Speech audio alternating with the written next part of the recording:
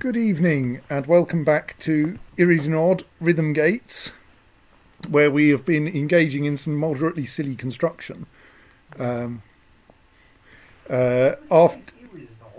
Iridinod, Iridinod. How do you call that? like that, top left corner, Okay, what a strange word. means Rhythmgates. Yeah, fair enough. So we've built this thing for hopefully herding invading goblin armies into the path of a pair of opposed ballistae. Slightly hampered by the fact that we don't currently. It took us so long to build that the besieging goblin army got bored and sodded off. And partly hampered by the fact that our dwarves aren't very good at firing ballistae yet. But we're giving them lots of practice. No one has yet died as a result of these, which is good, given that the invading goblin armies have not got involved. What you're saying is one season since last ballista accident. So far.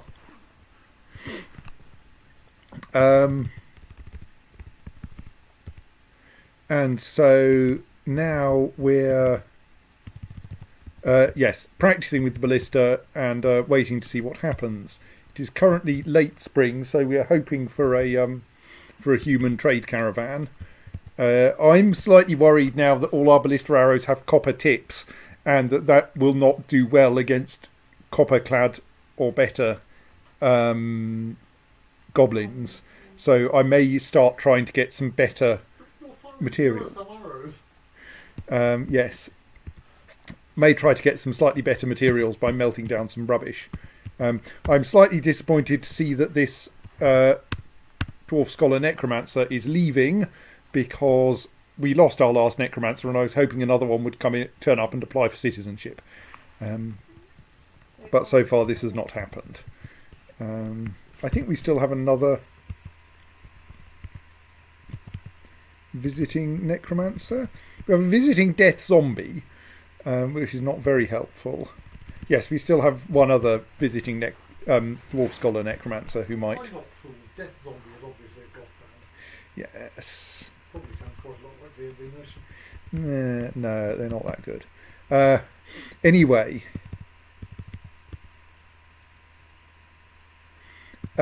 So... There's one on pause while I think. So I think we do have a bit of a... I think I marked a bunch of rubbish metal things for melting and then didn't, actually melt them. I mean, we could melt down all of the random crossbow bolts we've got kicking around and turn them into ballista arrows instead, which are likely to be much more...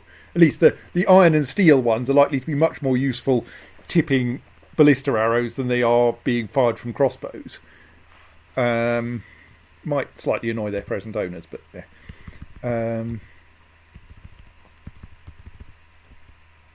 So yes, what I thus want to do is probably... Oh, hello, Summer. What I thus want to do is probably what I did in Nose Tools and build a dedicated smelter for melting things down, because when you melt things down you end up with fractional metal bars left embedded in the smelter, and as long as you always use the same smelter for melting things, then those will gradually add up to produce complete metal bars if you melt enough things.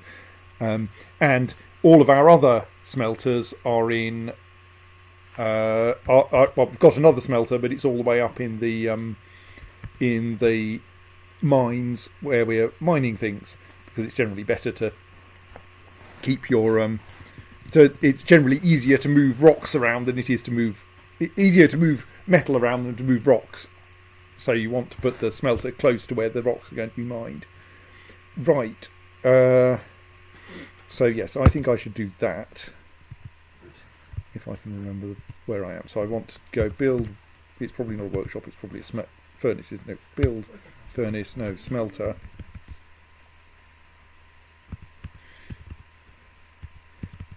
And we can just put it next to the whatever the hell that is. What were your test out of some blocks. That's nice. And we want to then schedule jobs to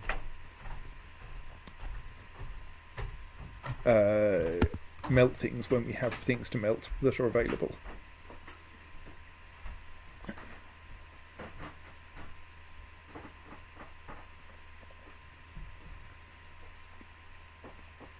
So there's someone lugging a spare another arrow away. So what are our current bar stocks anyway? We've got 3 iron, so we can probably make 1 iron ballista arrowhead.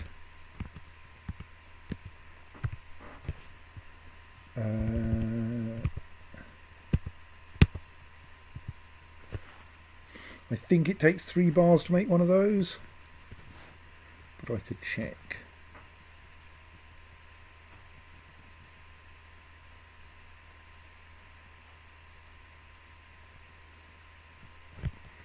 Someone is building our spare smelter.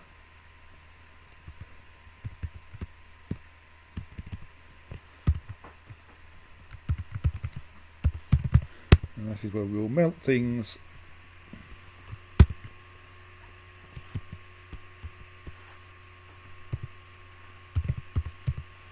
Melt a metal object.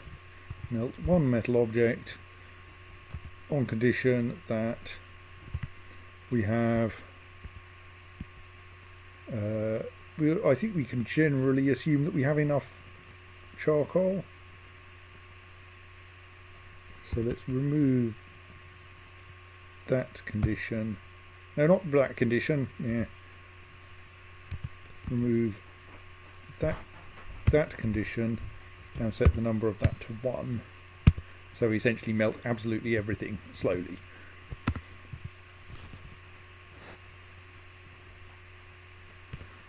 And then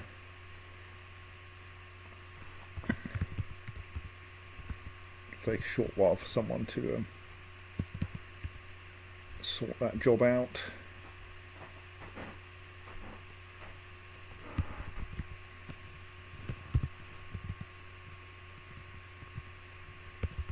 So we still have an excessively crowded library. I keep making the library bigger and people just keep turning up. How inconvenient.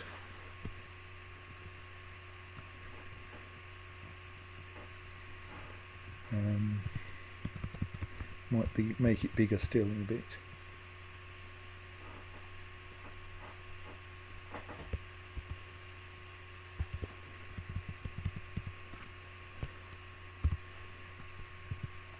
So is anyone...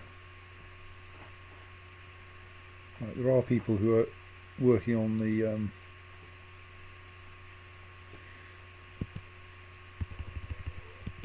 ballistae, that's good.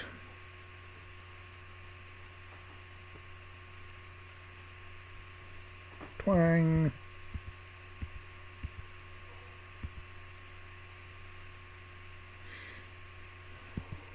That was not so successful. Still, they're getting practice. They'll get good at it eventually. Yes, the arrow flew to about here, hit one of the side walls, and fell down, and is now down here waiting to be picked up. And because it fell a floor, it didn't break. Unfortunately, the person operating this ballista is having to go all the way to the other end to collect their arrows because the person operating the left ballista is currently not doing very well and keeps hitting the wall. Once they get good at it, they'll be able to throw the arrows, both throw arrows the full length of the thing. But conveniently, this means if you're bad at using a ballista, you have plenty of arrows nearby that you can practice with. So have another go. Go on, you can do it. Twang. Well done. Clonk.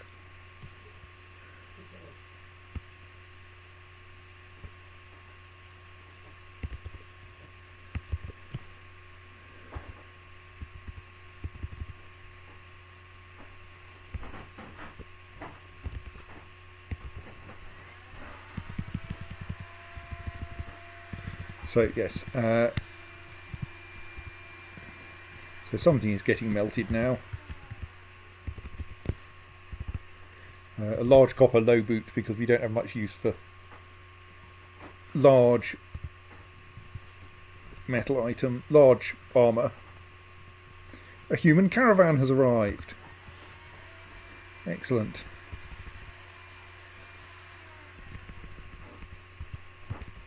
Let's start setting up here. Still got plenty of wood just sitting around in the trade depot. We may actually be buying wood faster than we can use it at the moment.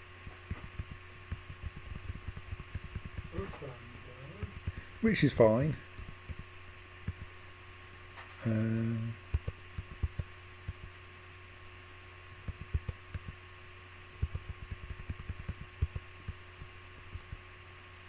We could try to sell them some ice.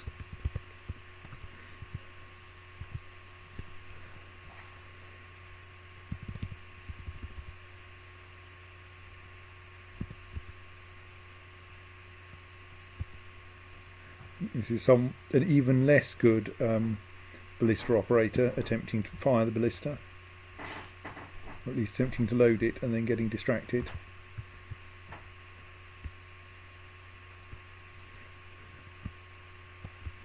Yes, a dabbling siege operator, each of them being a dabbling siege operator.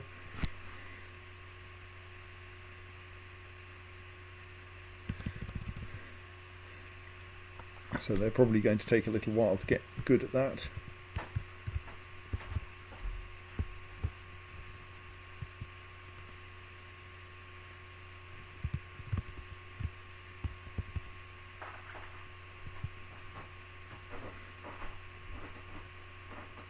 It's an unfortunately long walk to fetch charcoal. Possibly we need a small charcoal stockpile in here for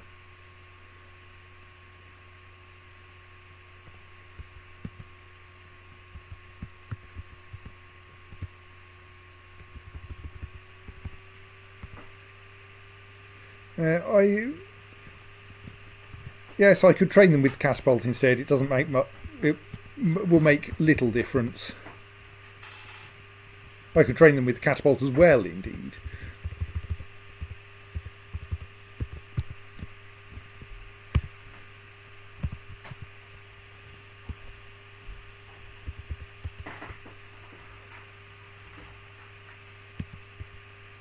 The nice thing about training them on the actual ballistae is that it means they're up there when the invaders arrive, albeit that they're mostly lugging ballista arrows back and forth.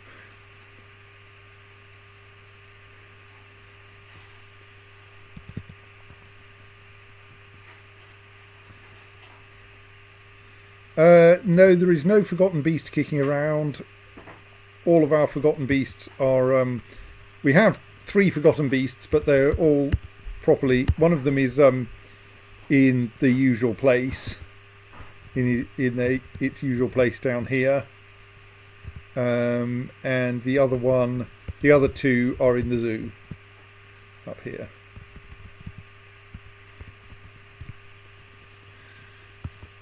And none of them is causing any trouble at all, and people are occasionally going to visit them.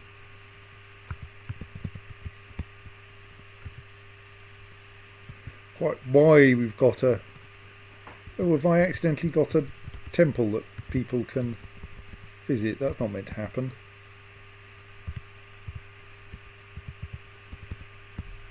Only the library is for visitors.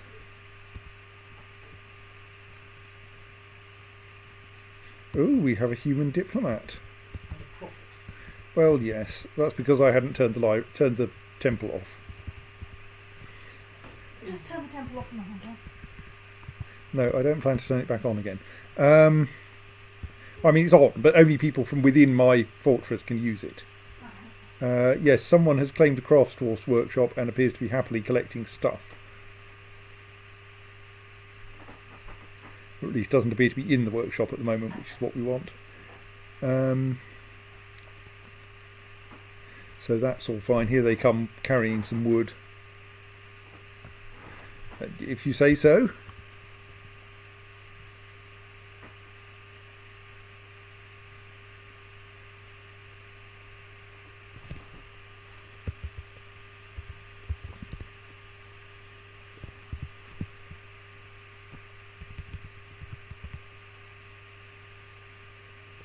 think our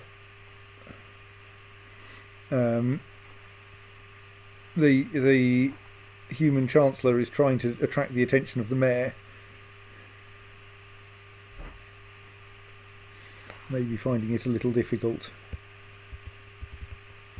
Well, the mayor's probably sick of being shouted at by By the now dead necromancer. But yes.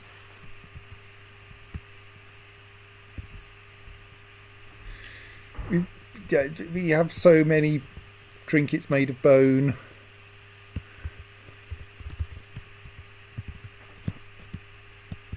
Looks like we may be short of cut gems. I should deal with that. Yes. Right. That probably then means we're also short of rough gems. Not very. We've got 10 rough claro and 9 rough Levin opals. Though I think my thresholds for actually bothering to cut them may be fairly high. Maybe we should just send some people. We could go up to the higher levels, because there isn't much by way of terrifying wildlife up there. Largely because, as far as I can see, this pond grabber, which has been there for months, years indeed, its continued existence is stopping us getting any additional wildlife, which is not very good from a food point of view, but is quite good from a not getting killed point of view.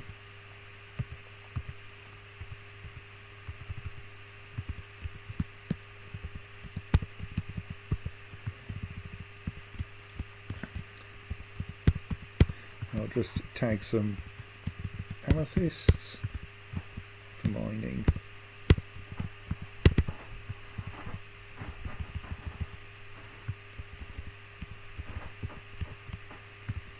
And that way we might be able to get enough to make it worth cutting some.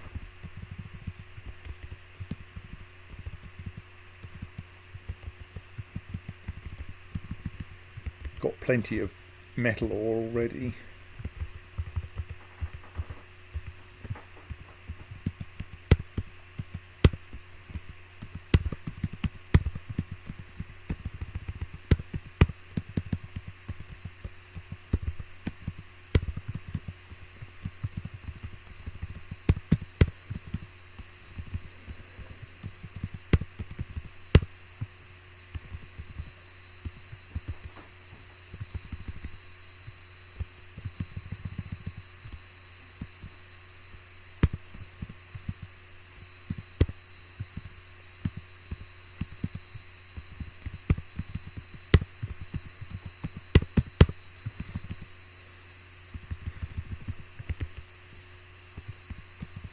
Hello, Claire.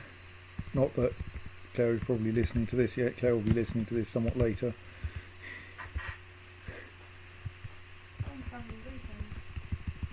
Yes. Right. That's tagged most of the easily reachable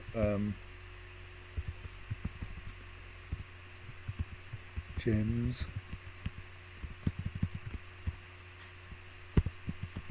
There's lots more we could get to by digging up or down,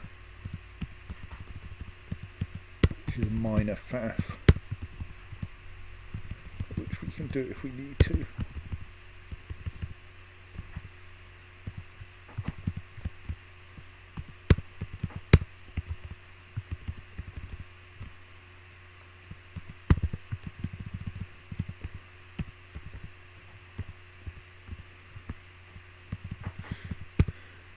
Slight difficulty of distinguishing gems from webs, yeah.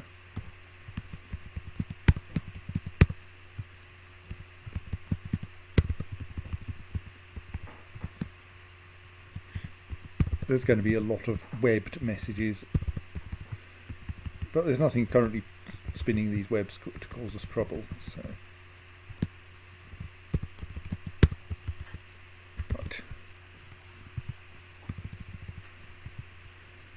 Get us a bit more gems in order to be able to stick gems on things.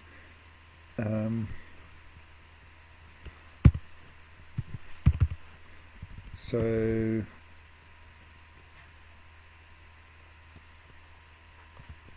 yeah, so there's that's set. I think our gem cutting jobs are generally set to minimum 10 so that we keep a reasonable stock of rough gems for strange mood purposes.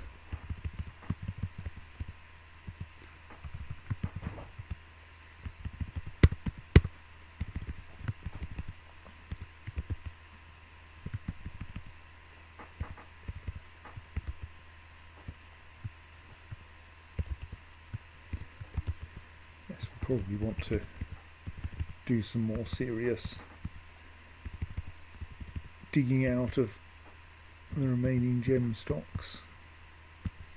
A gem, or is that a web? It's a web. I mean, the webs will get collected eventually. Such a pleasant place you've carved out for yourselves. It sounds mildly threatening. I missed the context. Who said that? The visiting human diplomat. Yeah, okay, that's definitely threatening.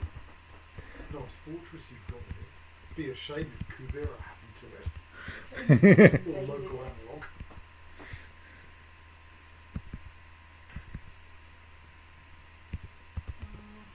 That's not by adders, but fire poison resistant. No.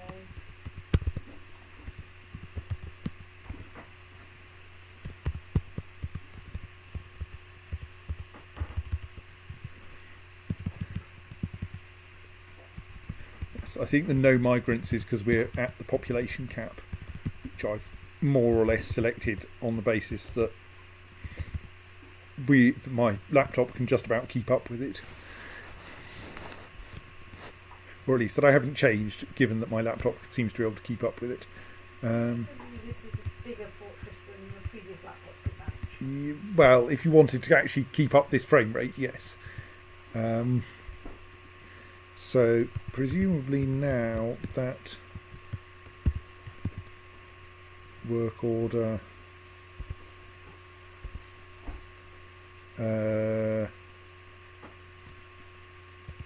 yes, we've melted everything that's scheduled to be melted, and that has not yielded any noticeable number of iron bars. So I think we should start melting iron things that don't look very useful. For instance, we apparently have plenty of iron crossbow bolts somewhere littering the countryside.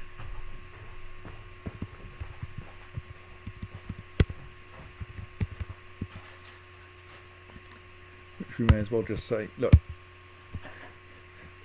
iron is much too valuable to stick in your crossbows.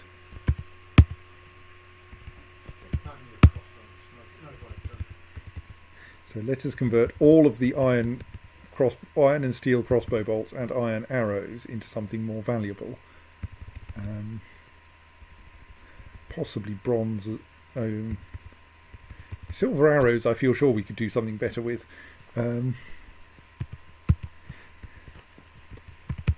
Solid. Let's melt down the bronze as well.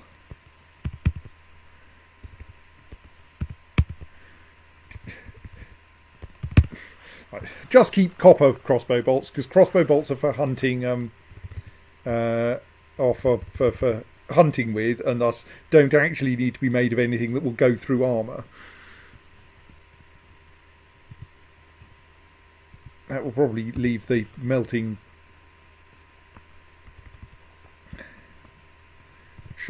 workshop rather busy. Right, our strange mood is going well. At least somewhat well. Someone is using all of our spare logs.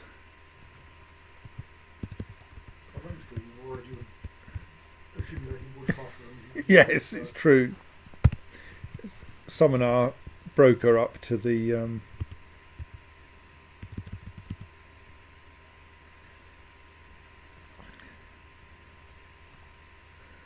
trade depot.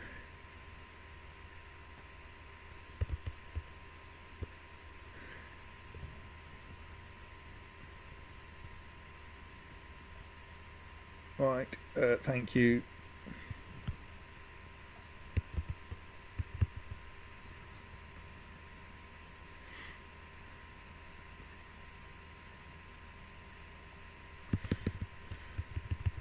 Someone else is trying to load their ballista and is still not very good at it. Twang! Yes, well done.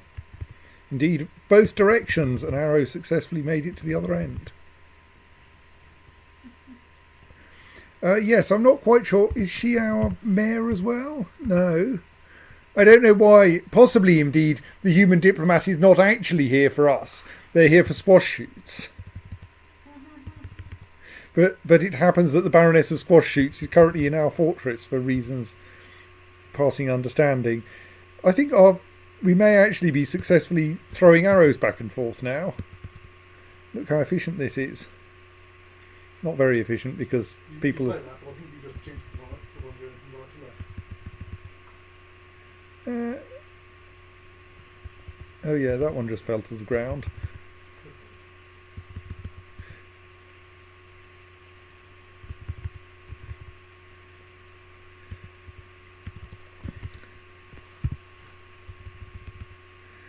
Yes, it does curiously appear that it's the Baroness of Squash Shoots who is having a meeting with the visiting human.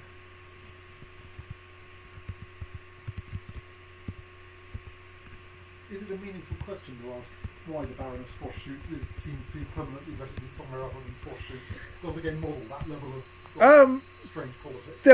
There will probably be a reason, but I don't know whether it's how detailedly it will have.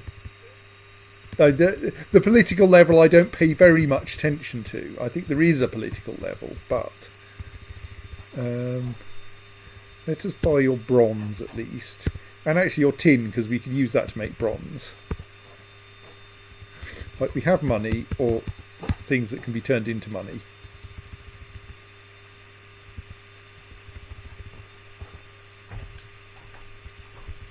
I'll still buy your wood, even though I may actually be buying too much wood.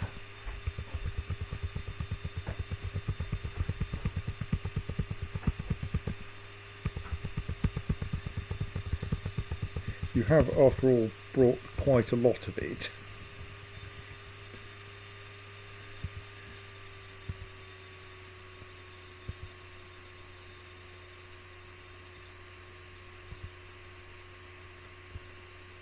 I'm wondering about whether we should try to sort out some kind of better food sources within the fortress, given that we seem to be a bit short of wild animals in the caverns now.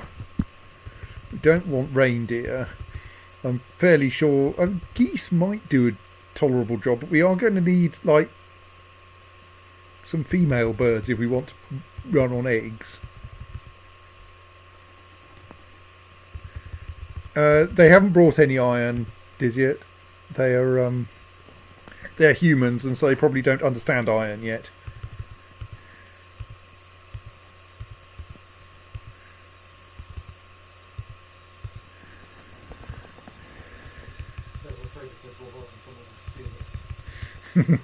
I mean, I say they don't understand iron. They brought an iron toy boat, but maybe they bought that from someone else. I don't know. We'll have your booze. We'll always have your booze.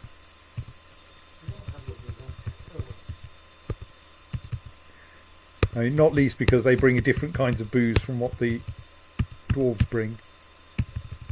Though not very much of it this time.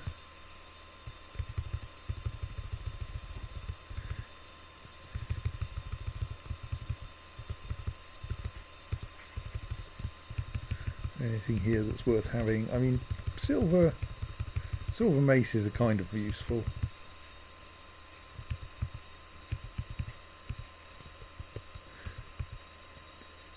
Can we wield an iron longsword? I don't think we can. I think a longsword may be a bit big. Oh, we'll buy it just in case.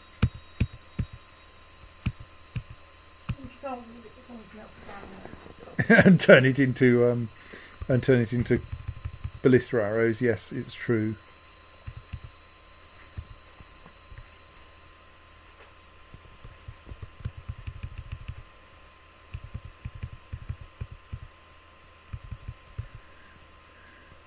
Sadly, all of their armour is the wrong size.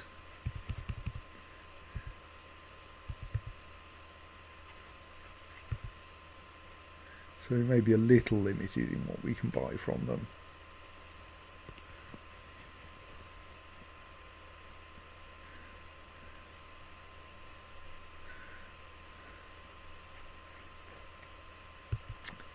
So, yeah, not going to buy anything for any seeds for growing things outdoors. That is not going to happen.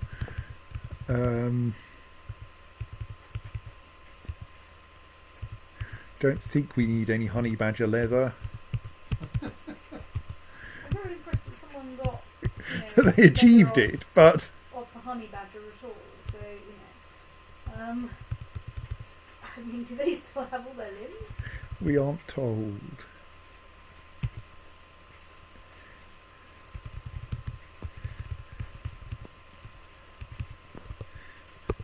Buy some of their more valuable food items. I'm sure prepared wolf lung is lovely. What lung? Wolf. Wolf lung. Okay, I guess.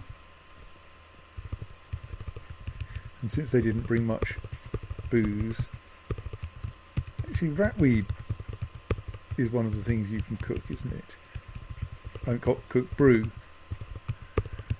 alongside lettuces apparently. I can't help but feeling you're trying to brew lettuce into wine. No, sorry. You can cook lettuce, you can't brew lettuce. Okay, You can brew that strawberries, makes I'm pretty sure of slightly that. more sense.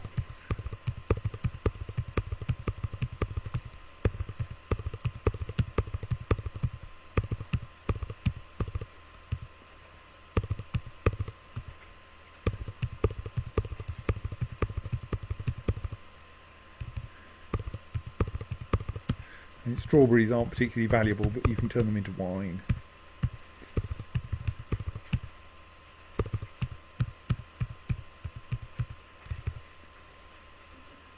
Amaranth, one of the things you could brew, I can't remember.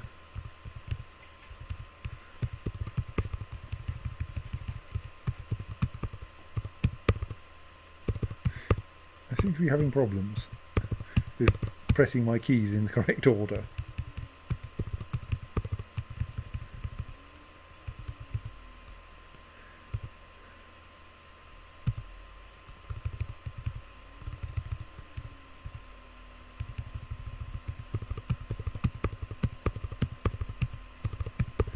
All the cheese, because cheese is valuable. I mean, admittedly, we may have a bit of a... No, actually, I was just looking at... worrying that we might run out of money, or rather resources to trade for these things, but we're really not going to. Okay, maybe I should add the purple amaranth as well. And you were at that? Apparently so, yes. I think we made a decent quantity of splints, but buy some cheap splints, because people will keep breaking the limbs. Well, you're not sending them off to do dangerous things. Actually, don't we have a dwarf in traction at the moment? I vaguely remember that.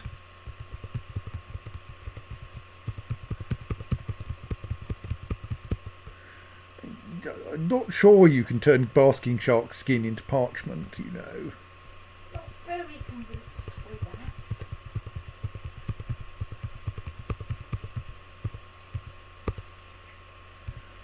Yeah, take some of our weird bone trinkets. I'm sure you want a large quantity of trouser and crundle bone earrings.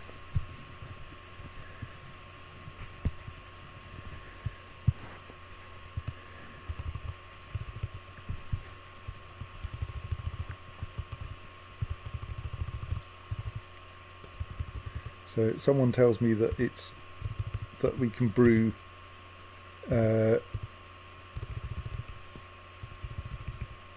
amaranth.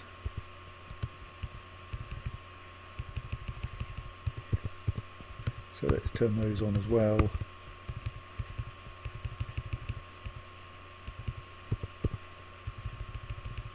Right.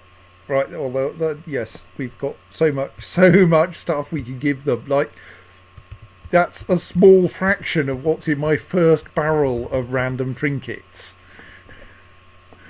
They don't even get anything made of silver in that lot. The silver starts with this rather nice, exceptional silver earring encrusted with exceptionally worked round claro opal cabochons, which has somehow also ended up with an exceptionally designed image of trillion cut gems in Levin opal, which isn't meant to happen. Things are meant to only have one kind of gem attached to them.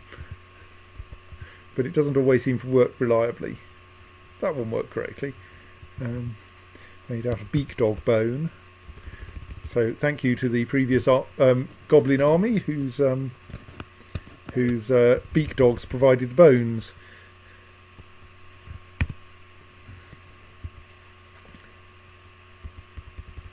Right, so that's some quantity of useful stuff bought from the passing humans.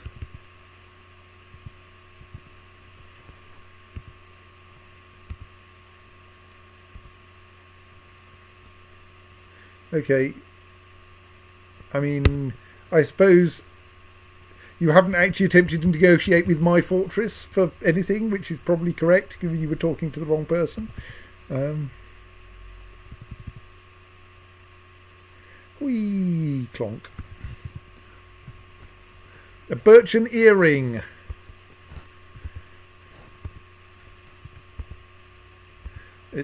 I mean, it's better than most of the things we make, but it's not that good.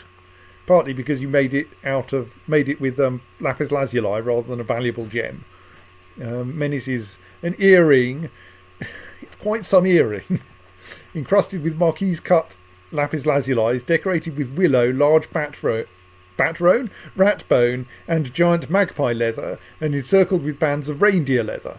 The object menaces with spikes of birch, lapis lazuli, and llama leather. On the item is an image of Olin Gladflags the dwarf and dwarves in hazelwood. Olin Gladflags is surrounded by the dwarves. The artwork relates to the ascension of the dwarf Olin Gladflags to the position of King of the Rock of Fortune in 66. On the item is an image of a forgotten beast in cat bone. What is this item? It's an earring. It's a brand new artifact earring. But one that's apparently approximately the size of mine. Yeah, it's quite an earring. The image of a forgotten beast in cat bone is, of course, entertaining because I think the reason why we have cat bone is my use of kittens as bait for the forgotten beasts.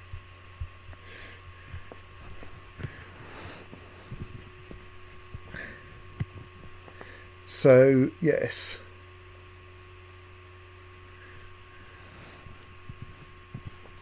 Right.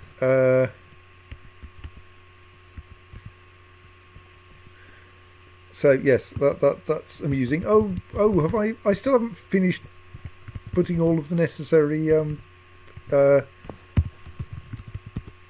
memorials in place, have I? I've probably got an adequacy of memorials. I've got some memorials anyway.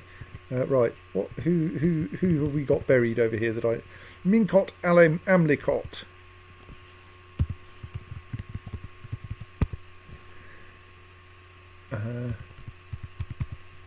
Minkot Amlicot. Next coffin is occupied by Thicket Xenon Logem. So let us give it a memorial to Thicket Xenon Logem. I think the next one may be empty. Law Dusimasan. Don't remember us having a memorial to them available. Oops, no, that wasn't what I meant at all.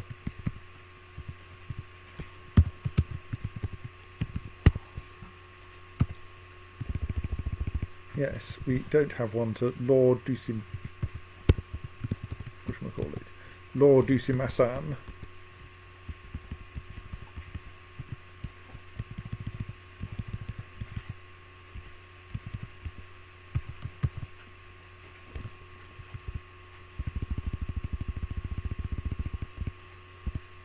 is an awfully long way down the list.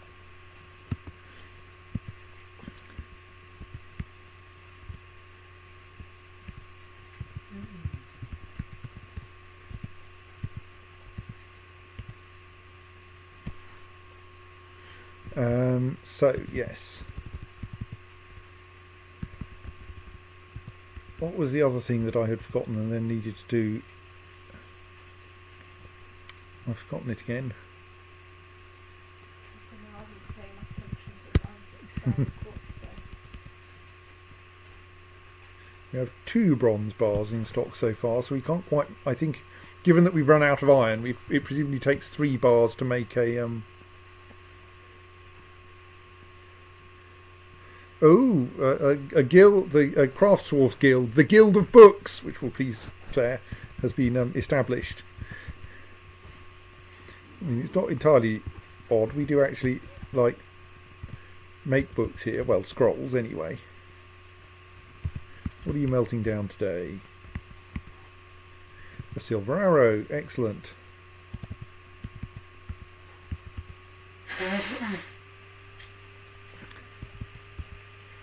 Right, so...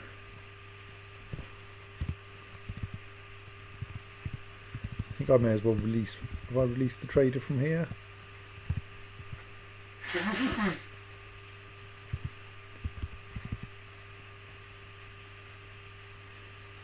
So yes, I probably want to be...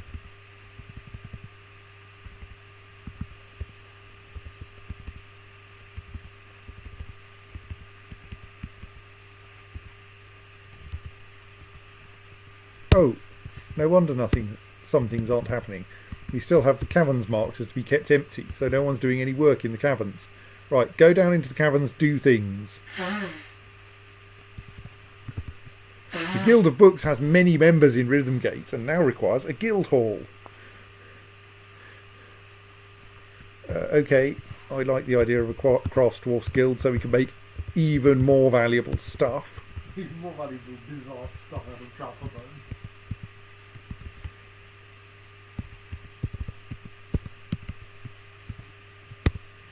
Yeah, let's have a nice big guild hall for learning about crafting in.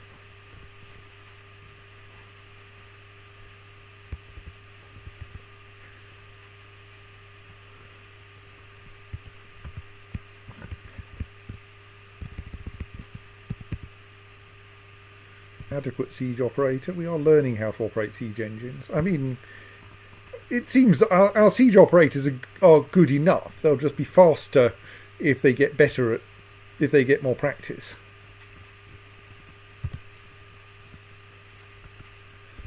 Yes, of course, now that people are going down into the caverns again, they're probably going to start.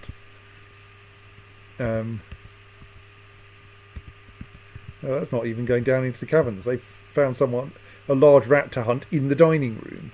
Yes, please hunt the large rat in the dining room, thank you. I mean, you could just go over and bash its brains in with something rather than shooting it from a distance, but whatever.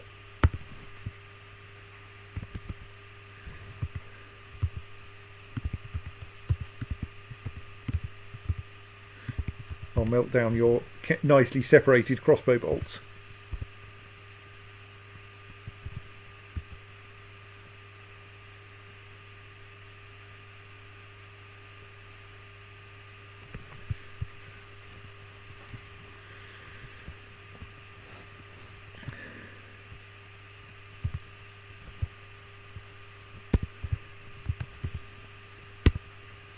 Okay, you're telling me you're standing up after doing some hunting, really. You're not really hunting. And of course, we are consuming a lot of charcoal melting down crossbow bolts one at a time. But that's fine. We don't currently believe that we have a shortage of wood. So, alright, yes, you're just digging that out.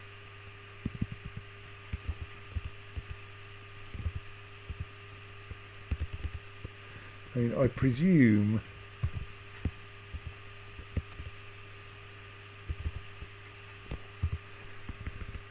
that... Okay, now that's actually quite complicated to get to some of the overhanging gems out here.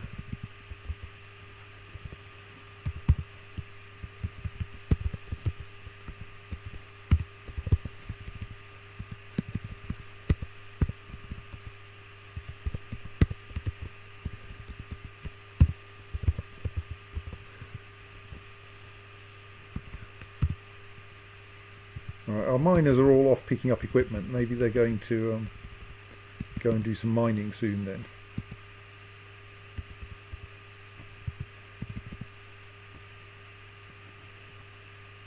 I'll have you know that we've cleared out the large rat from the dining room with remarkable alacrity. We'll be putting it into tomorrow's dinner.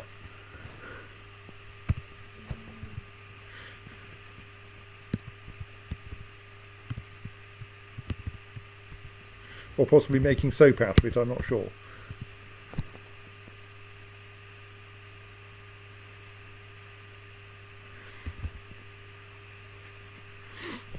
We also appear to have found a bunch of Crundle skeletons. Sorry, kitten skeletons. Oh, of course, yes.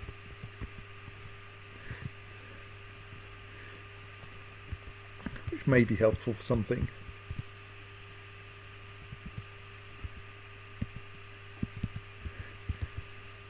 The rat blood has all been cleaned up. Right, lots of miners are now off digging out those spare gems, which is nice. Oh, the merchant's leaving already. Don't think they had anything else we wanted.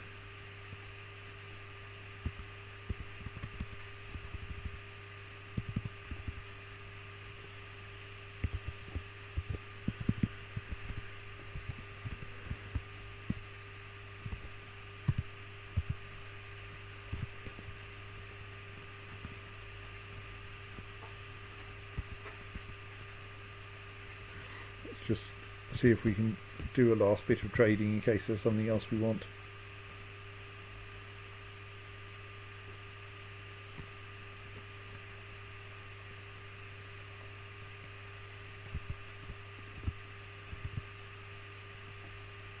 Everyone's just busy fetching cheese.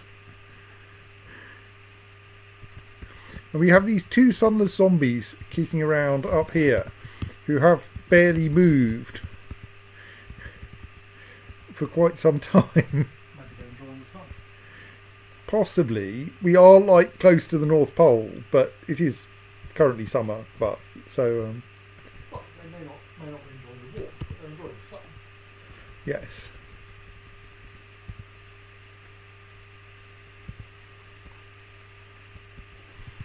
All right, my broker is currently busy drinking. I mean, I don't really mind. That's what they want to do.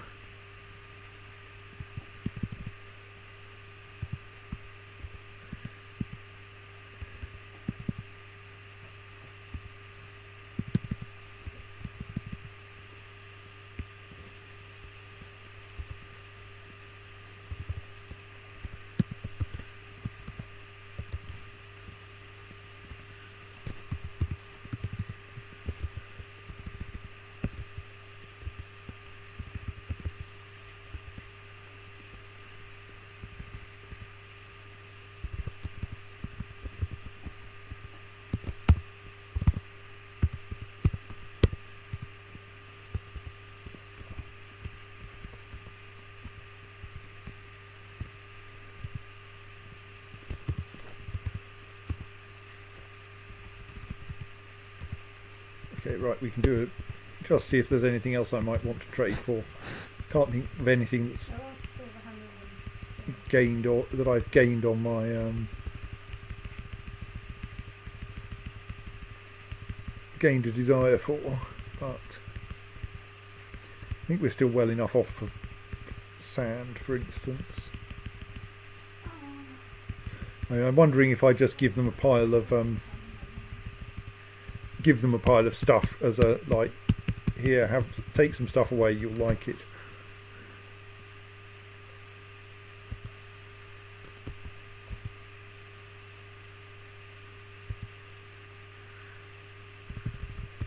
Let's have another scimitar.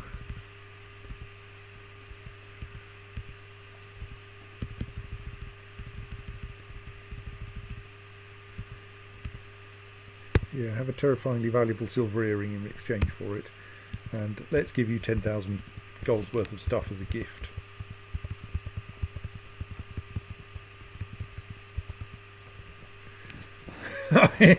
A small fraction here. Just have a small handful of earrings from our vast barrel full of earrings.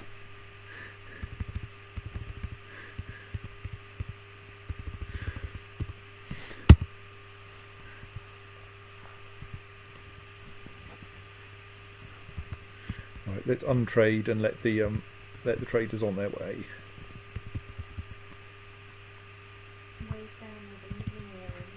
But they're taking away a lot less than they brought with them. I mean, you can buy an awful lot of cheese and wood for a single Draltha bone earring. And off they go. Well, okay, they're packing now. Takes a little while for the traders to pack all their stuff up, even though I've only sold them 20 earrings.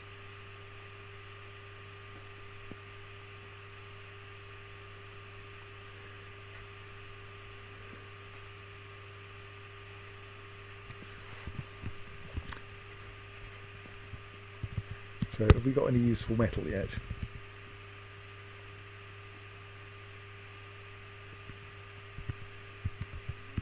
If we ask to make... So suggest we can make some bronze bars at least with our stock of tin. I think given the butcher's shop isn't doing anything, those kitten skeletons are not actually useful. Or indeed kitten corpses.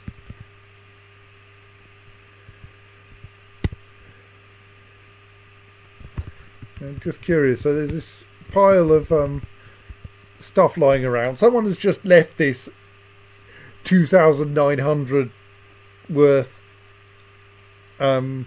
beak dog bone earring lying around in the corpse stockpile. Probably quite small. Yes. You're wandering along with an armful of earrings, one of them falls out. if you turn around and start growing around on the floor for it, you'll drop all the rest. What are you going to do? Yes. True.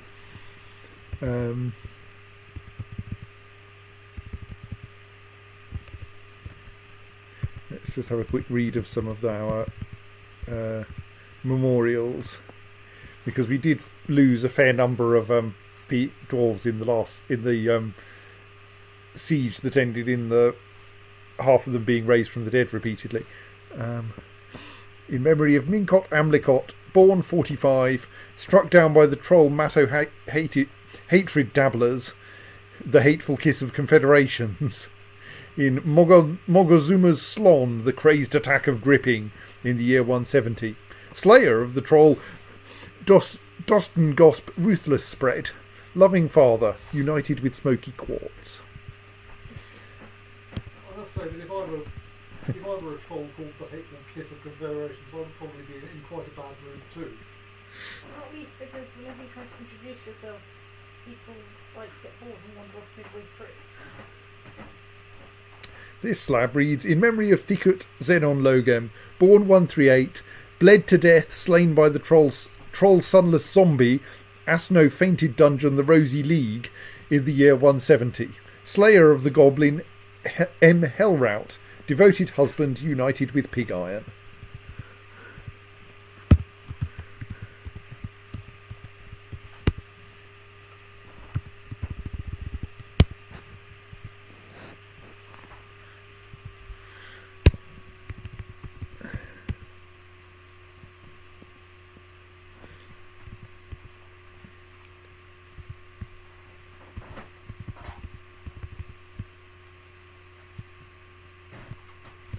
So we might be finally cutting some clarinopal. Whatever it is again. Not clarinopal, claro-opal.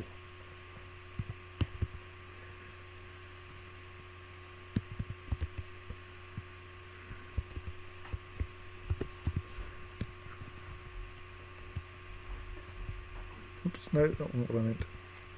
It might be interesting, but...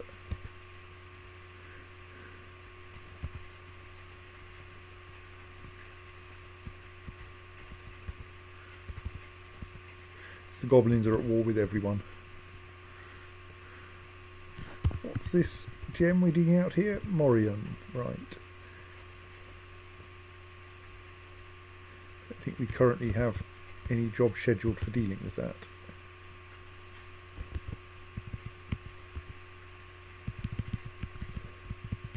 And yes, people will get tangled up in all the webs. That's fine.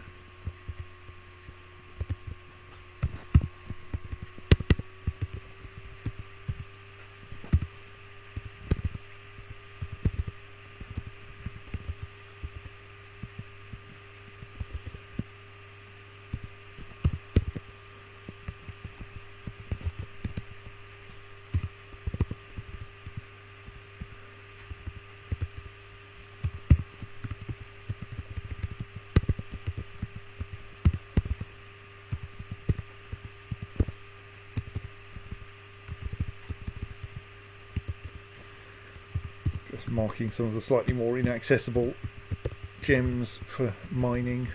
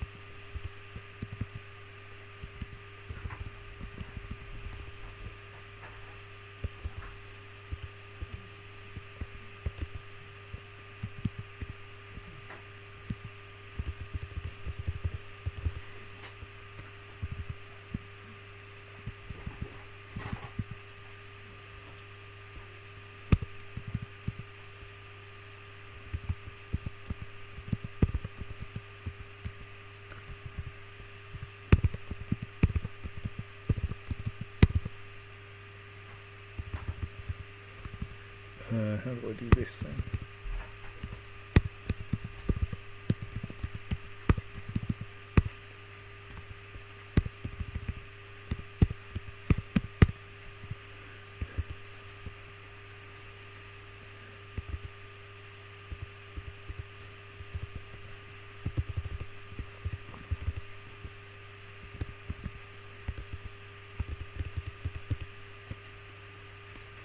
Should actually be fairly easy to get to.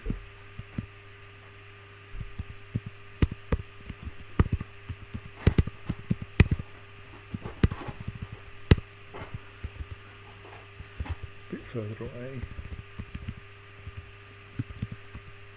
And really I'm at least as limited by how long it takes me to mark out passageways as by the actual amount of digging that he's doing, because the dwarves have more patience than I do.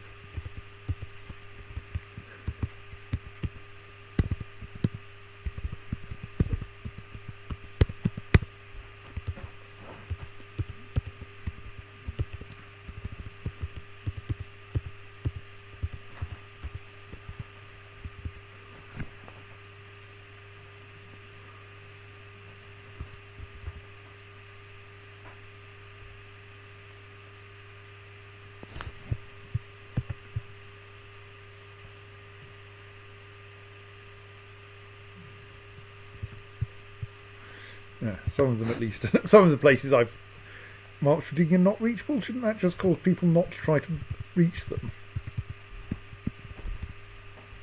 And now we have the final one of the memorials from that. Okay, I'm not quite sure how you died. In memory of Lord Dusimusan, born 145, died of thirst in the year 170. Creator of Laceliurd, captain of the guard of the Page of Passions in 170, slayer of Zon Claspkiss, devoted father. I can't remember.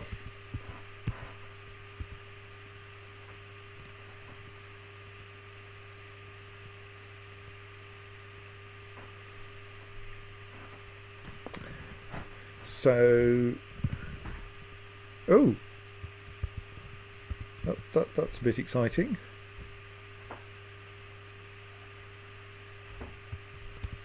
Okay, not actually getting involved in the fortress, it looks like. If you know where monitors looking around outside. Is that one of our 2 human sunless zombies? No, we've still got 2 human sunless zombies.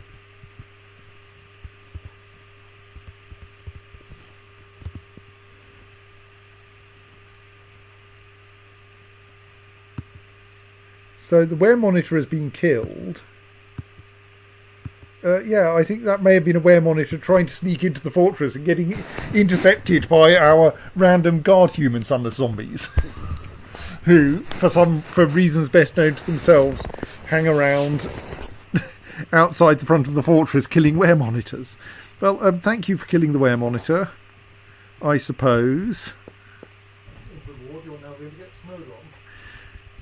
Well, you can come inside if you want.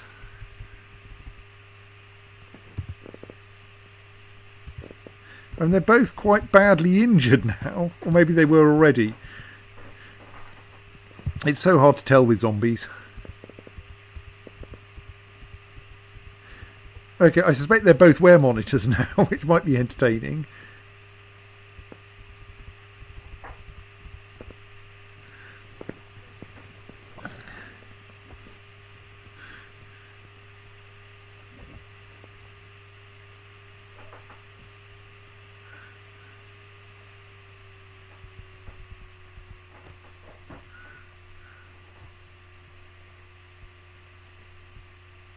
They've certainly both been bitten, so if they can be infected, or at least one of them's been bitten, I haven't actually checked both, but like there's an awful lot of biting going on.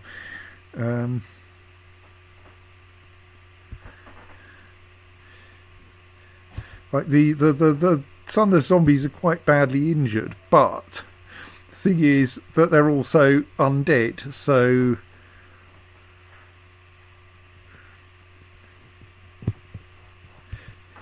eventually the sunless zombies start winning.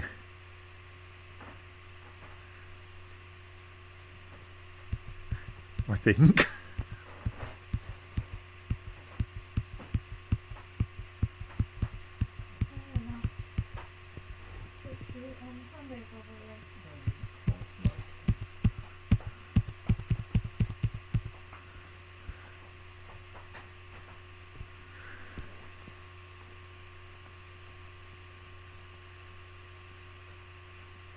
I mean, I don't quite know how the wear monitor died. Like, their last injuries don't look very serious. Maybe they just bled to death as a result of being beaten up too much.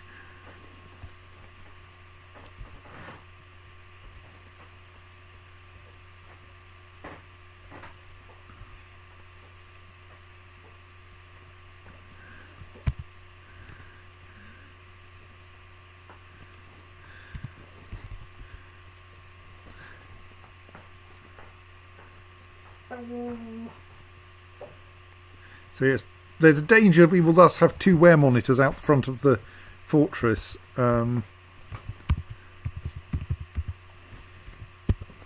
Shortly, if those 2 can be infected. Where's the werebeast calendar?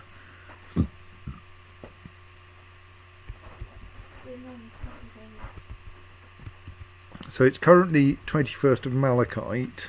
So the next one will be on the 15th of Galena. So we will wait and see whether... Oh yes, I need to actually assemble an iron ballista arrow, don't I?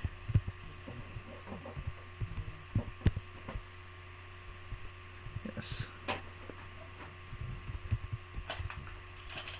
I'm still melting things. Good.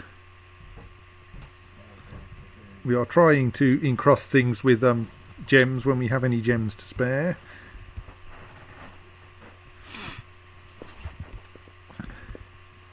Like this reasonably nice Draltha bone ring, which will turn much nicer once it's been encrusted with Levin opals.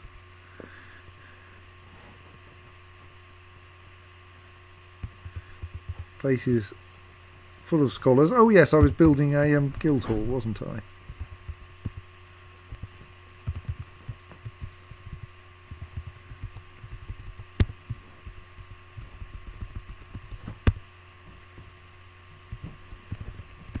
For some reason my guild hall is 1 square longer than the adjacent bedrooms. That's a status symbol, isn't it? It's got to be just that little bit bigger, so you know it's a properly fancy building. Well, okay, as you know, it's the same length. It's offset by 1 because the previous room's the wrong size. Right, let's... Those are terribly dull statues, aren't they? Those are made of diorite, which is not really very helpful. Good night. Let us make some... Actually, no, let's do it a different way. Let's go through here.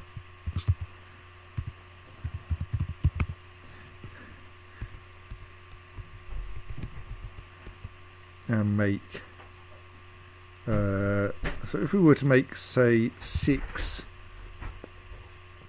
5 statues, can we then details, specify stone, galena please, we like galena, it's valuable.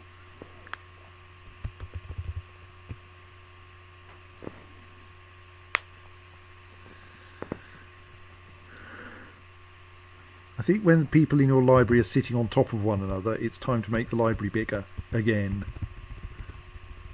Make the library enormous.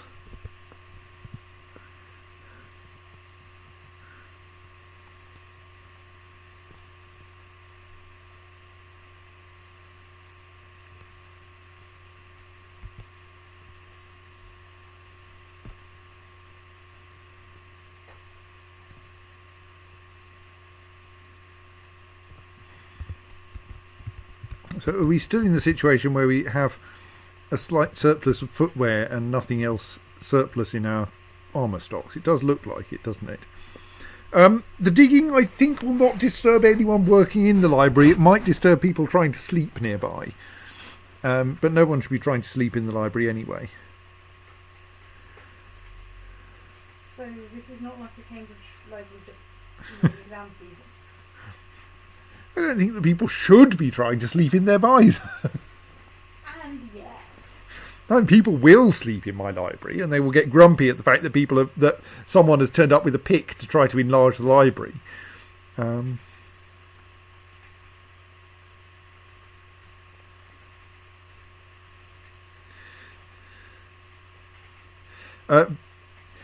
Visiting scholars don't get bedrooms unless they actually ask to reside here, I think. And I think even then they might not get bedrooms because I haven't assigned any bedrooms to the library.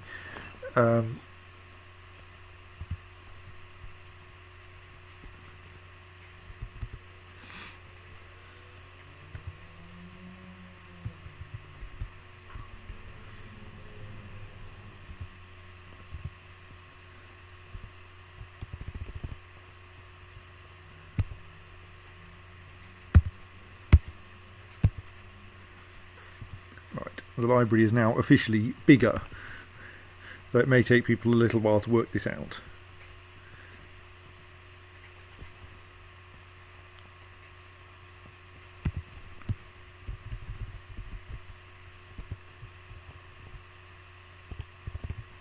No.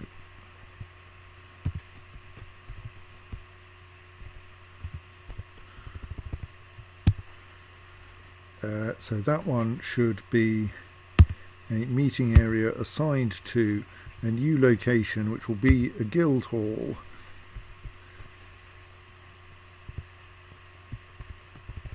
The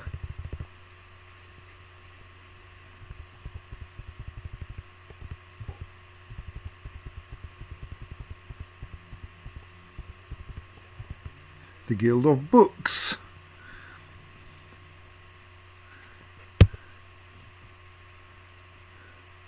The guild hall is called the Blockaded Armour, which is a slightly odd name.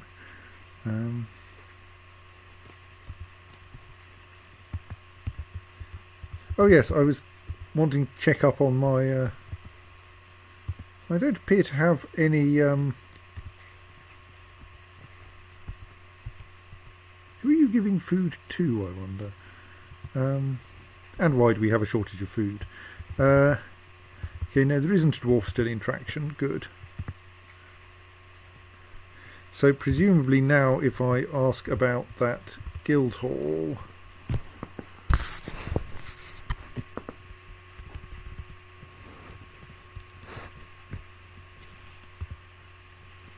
I don't think the blockaded armour is a very good name for a Guildhall, though. Let's see if we can do better. Persuasive Crypt.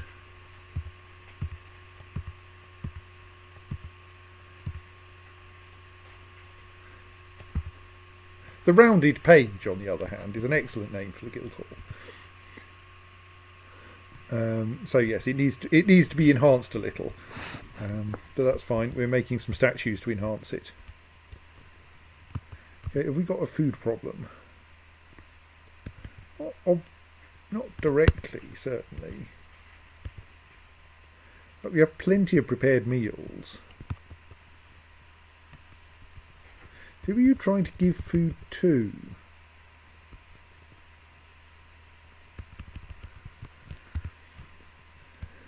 Can I find that out from here?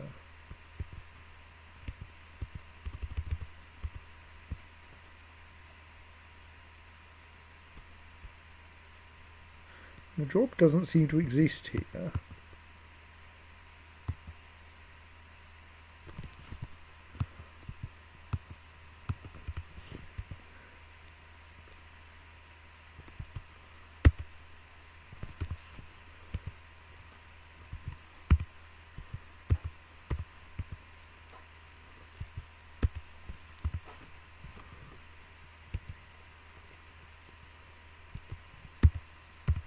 I'm single stepping in the hope that I can catch this give food job coming into existence before it immediately gets cancelled, and then see who they're trying to give food to and why.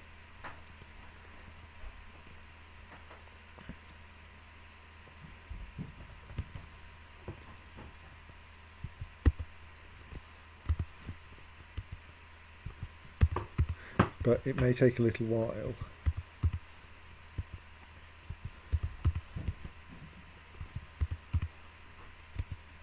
I'm now just going, wait until the number of available jobs changes.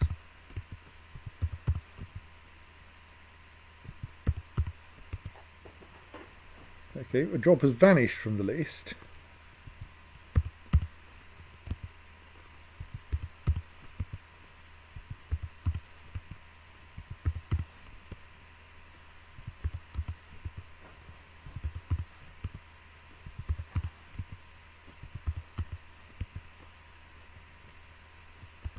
Have we gained a give food job?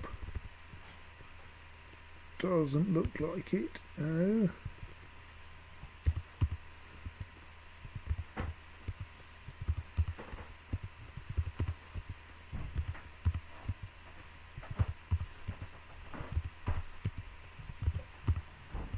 I may get bored with this soon.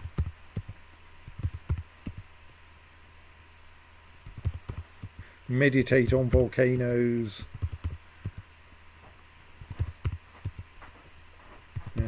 I think I'm bored with looking for this give food job.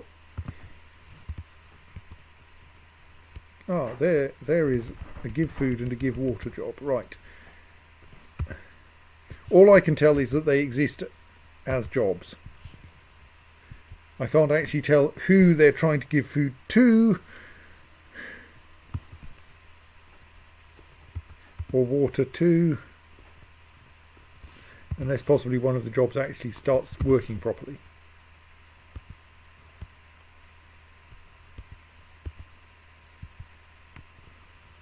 Well, we have plenty of food around and we have plenty of water.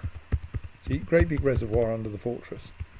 Apparently we have a shortage of buckets, possibly because people keep filling them with lye. Let's make some buckets just on general principles.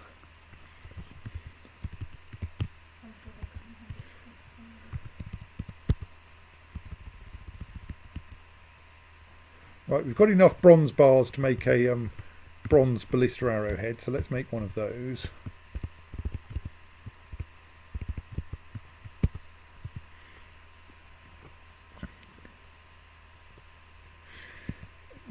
Don't think it can be related to our prisons because there's no one in the prison.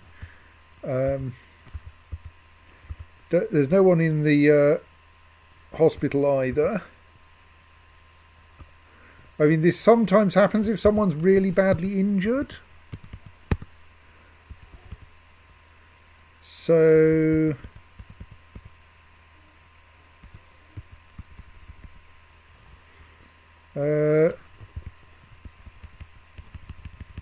they might be badly enough injured to need it.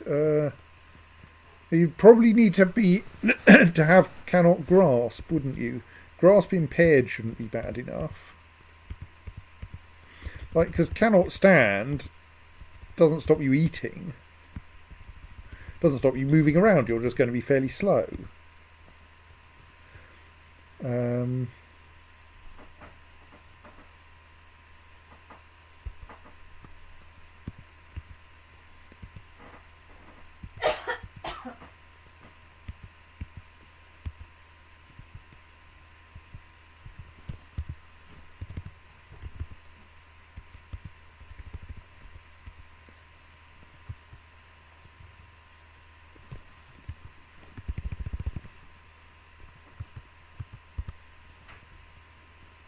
Or lonely after being away from friends for too long.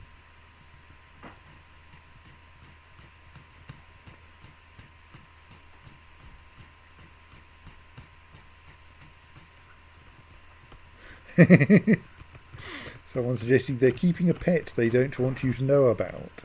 Yes. It's possible. So I don't think that person is our problem.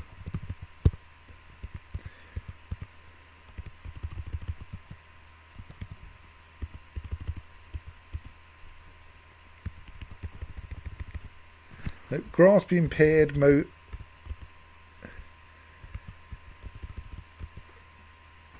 Ildush and the trader.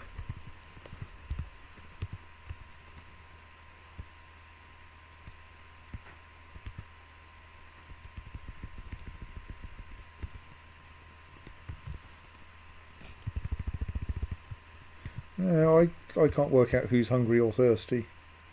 It is possible that there's a pet involved.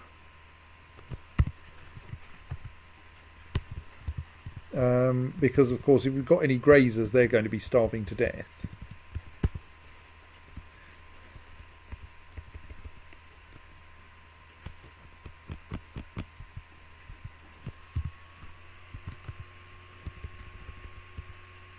But lots of people are cancelling the jobs, which I would have thought surely the...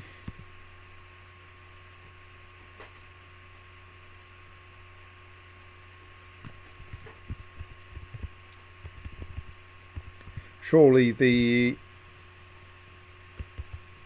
it would only be the pet's owner who was going to...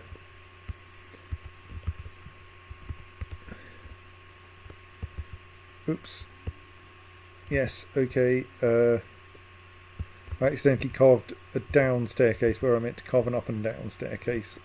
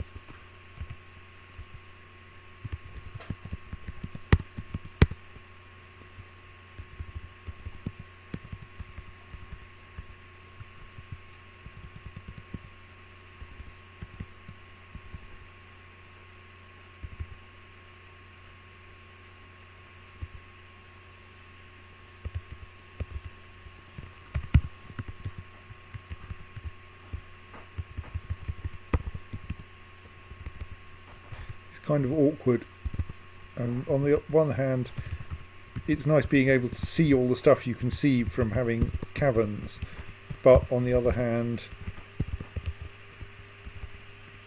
it does mean that there are all these caverns in the way of like all your mining operations. Maybe that would have been easier to do just by going through the floor of the fortress.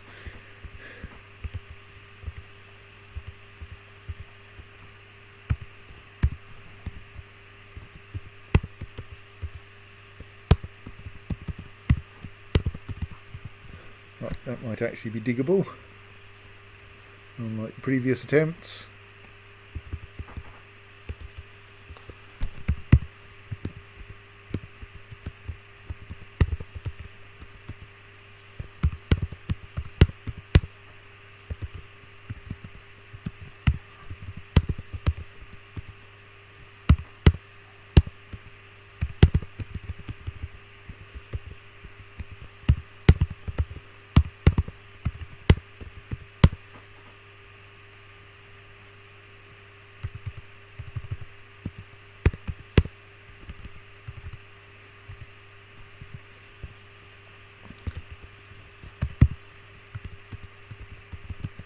Why is there so much blood around?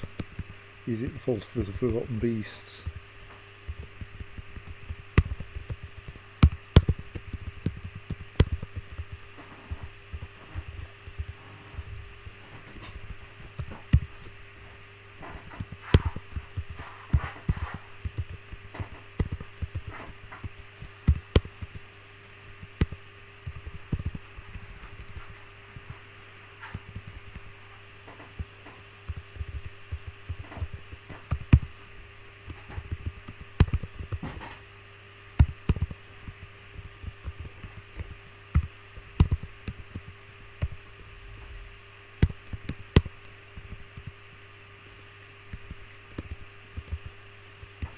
Off you go, mine some more stuff.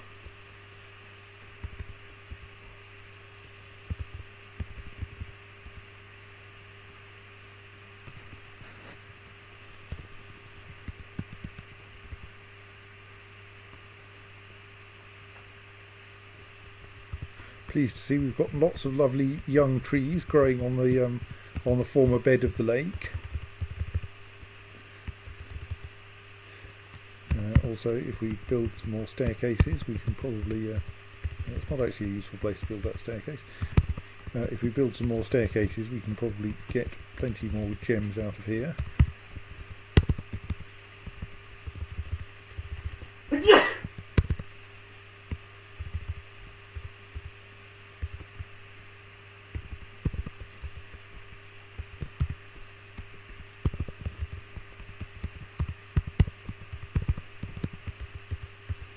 Probably be less like pernickety about my staircase construction.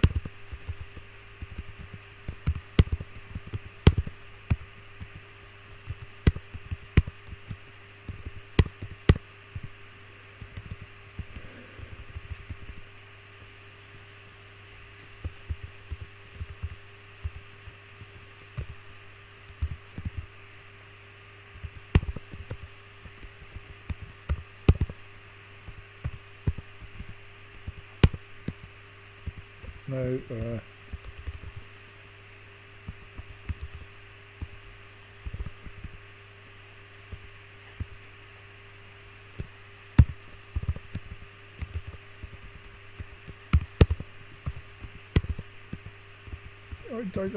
I'm making a complete pig's ear of this. Designating all, right.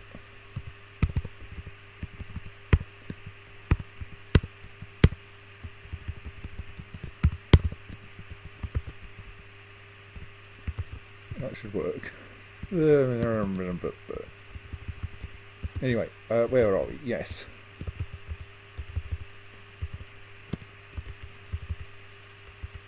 Oh, there's a tiny little pond here that I'd not noticed before.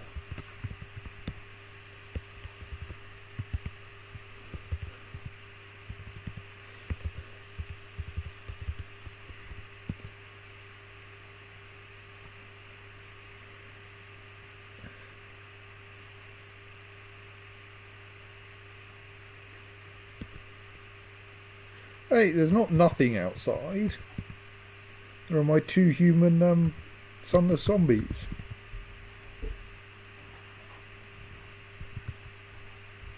Who in 5 days' time might turn out to be wear monitors. When I say my human sunless zombies, of course they're not actually citizens of the fortress.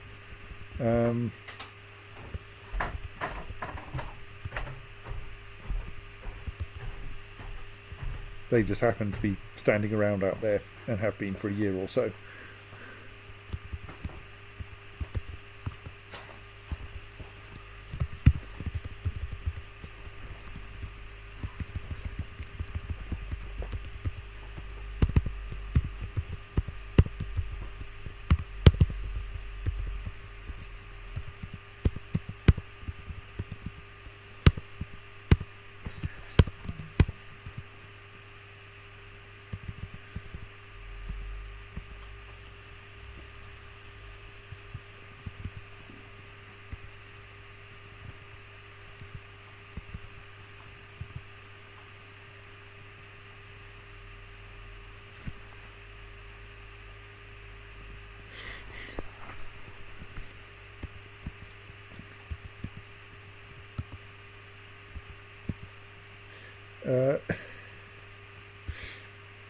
Yes.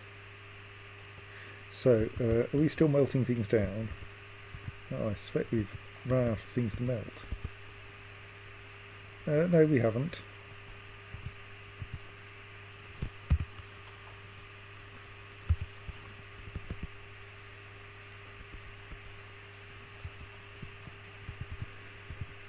It's just we need to wait for the next check. We're not going to melt things very quickly.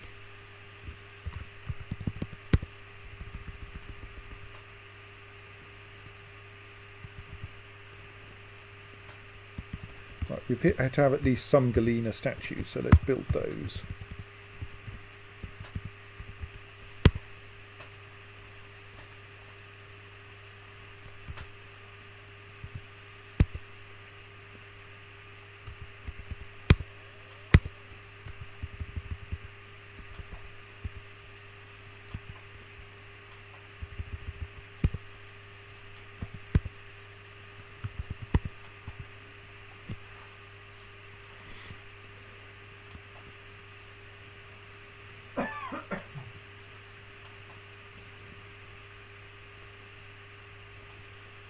Right.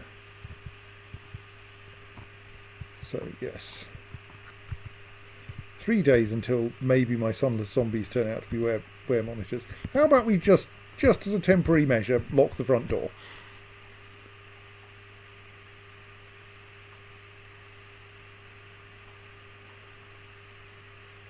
I mean, I'm sure it will all be safe and they won't come in and try to kill everyone, but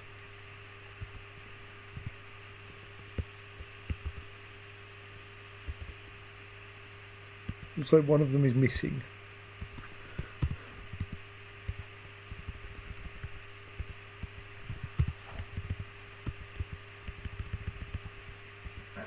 Okay, no, I just lost them because they are kind of camouflaged against the snow.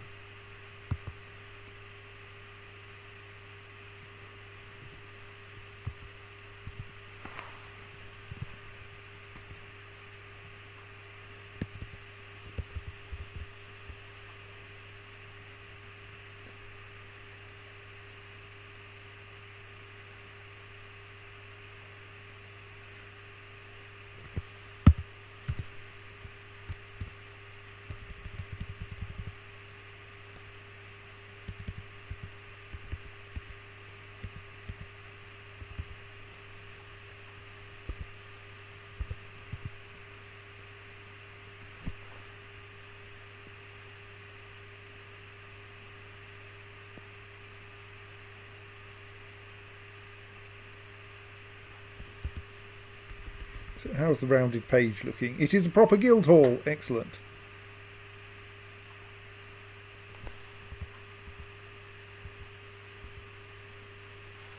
So I think that's currently appropriately set to only members of the Craft Force Guild can visit the Craft Force Guild Hall.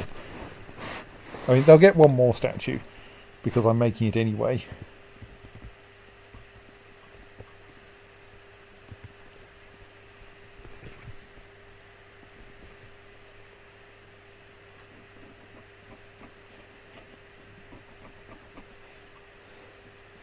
So people are making statues of that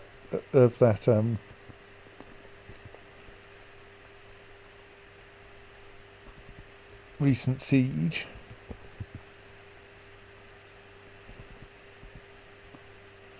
Though some of the other statues are not terribly exciting.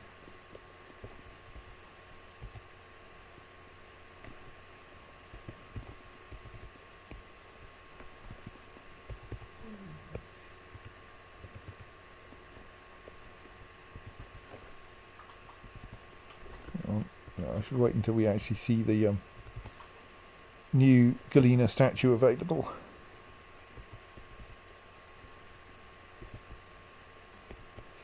Grafstroth's workshop is still very cluttered because people keep making things out of bones.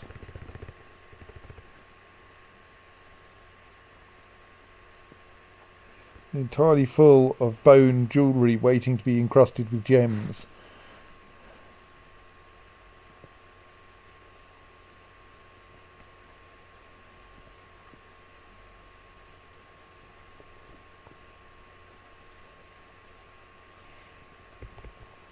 Right, so is there anything else interesting going on? Oh, it's the 17th of Galena.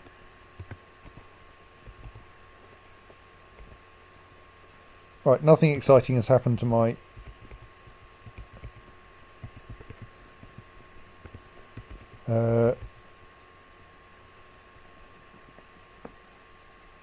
things. Sunless zombies, so that's nice.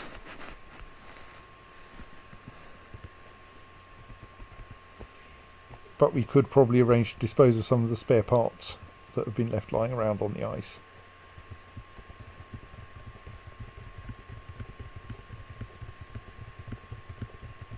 Just seems polite, really.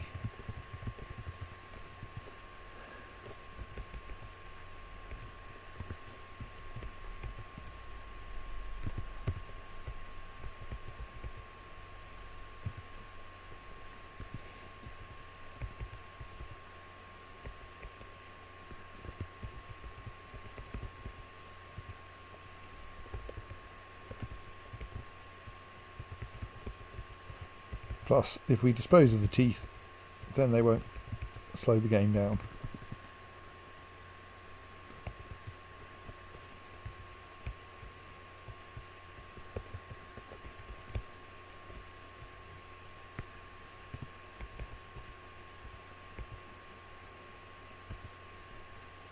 Are we short of barrels or large rock pots? Let's make some more large rock pots then.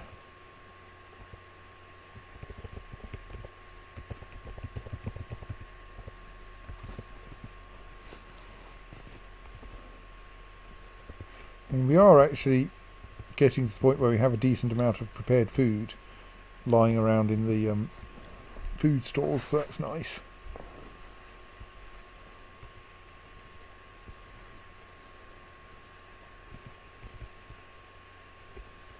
So now we're really just waiting for the goblins to turn up.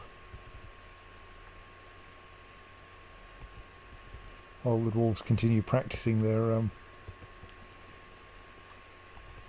ballista usage.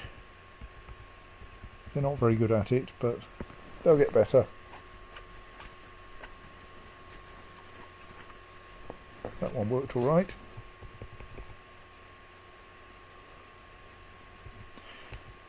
Noting continuing 0 deaths from ballista accidents.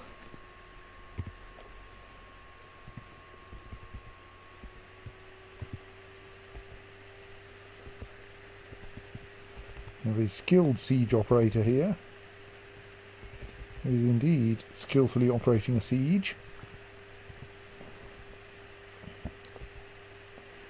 I think our rather tangled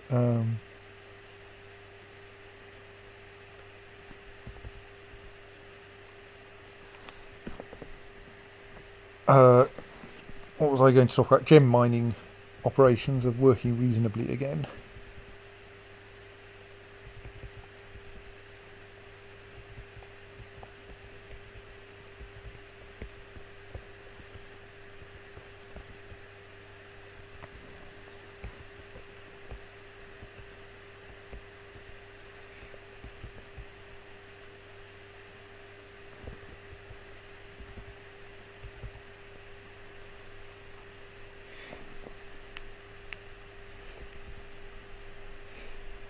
So Jacob writes, your vile force of darkness is scheduled to be delivered tomorrow between 11:42 and 12:42. Reply to this message for more options. As I understand it, this is actually more or less how Dwarf Fortress handles this. As in, at the start of each season, it decides what... I'm not very good at building these things. I've got the spacing all wrong. Decides what invasions and such like you're going to be subjected to. And when they're going to happen, and then like they happen at the times that that they are scheduled for, whatever else is going on at the time. That certainly applies to Forgotten Beasts. I think it may apply to sieges as well.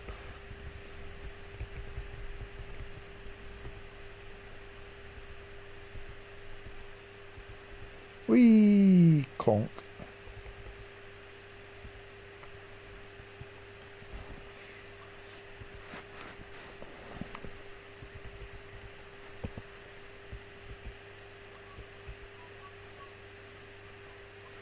Still don't have enough iron or steel kicking around to turn into anything useful. People are still trying to give water to someone. Is there anyone on a rest job or similar?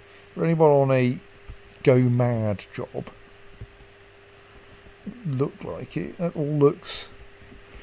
And people are meditating and praying and engaging in combat drills and dumping items. And sleeping, and all of this looks good. And maybe this is just people feeding babies, but yeah, I'm still confused.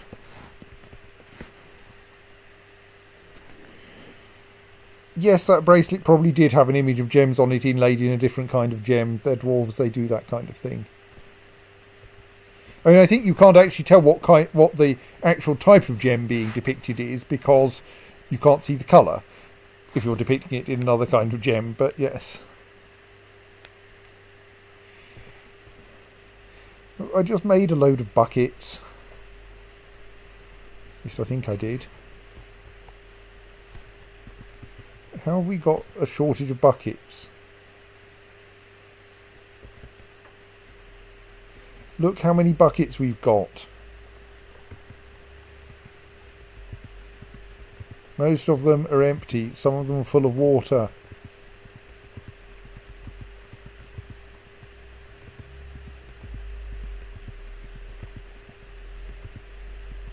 Some of them are full of ice, admittedly.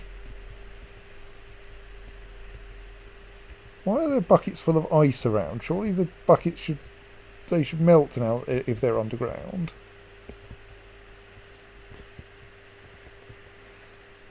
Yeah, that appears to be a bucket of water. What was going on then?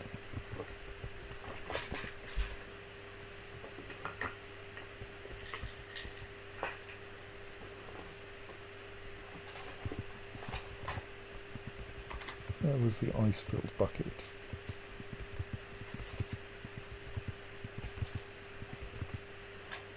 That one, a fungi wood bucket full of ice.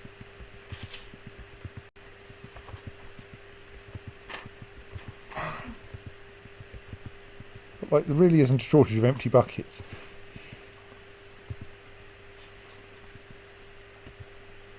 Oh right, it's up there. I mean, why there's a fungi wood bucket full of ice up there, I don't know.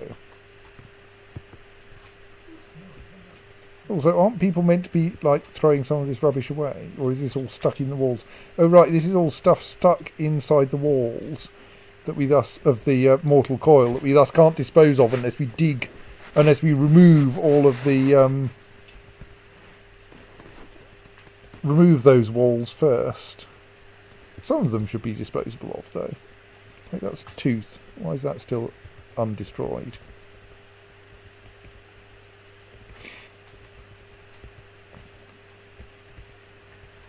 I think that those are undestroyed because I wasn't quite sure whose teeth they were and thought they might need burying and didn't want to atom smash teeth that should be in a coffin. Other than that, all of those teeth look like they're stuck in fortifications, and so we could go around and demolish all the fortifications. I mean, we are after all quite short of necromancers to operate this thing anyway. Go on, let's, with very low priority, remove the fortifications that have stuff stuck in them. Oops.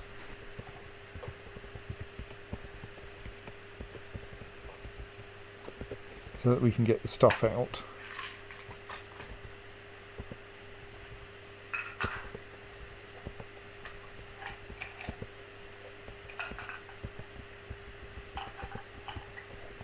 I think this essentially boils down to how this happens is that flying objects can be thrown through fortifications because that's how you fire arrows through them. But that means that flying objects in general can go through fortifications, even if they're quite large objects like the corpses of creatures that couldn't go through the fortifications while they were alive. Which is kind of weird.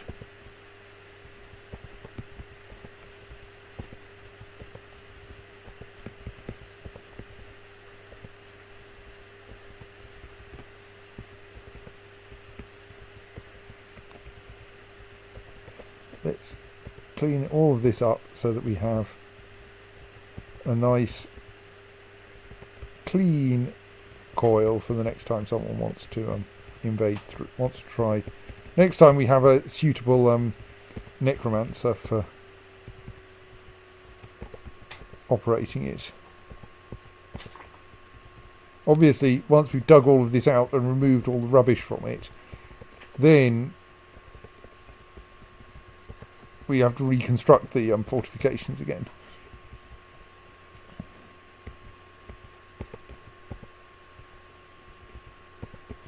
I was shot by a square there, but I'm not sure I care.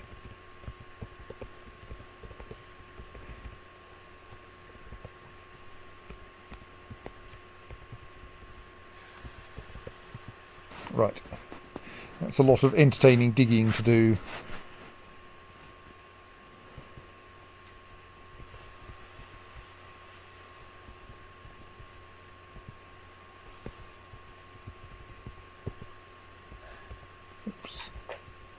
Having a quick glance at the bar situation. No, it's still not got enough bronze, iron or steel to make anything out of.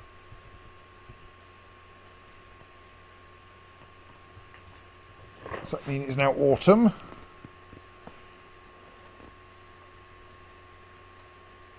So no one turned up to besiege us in the summer.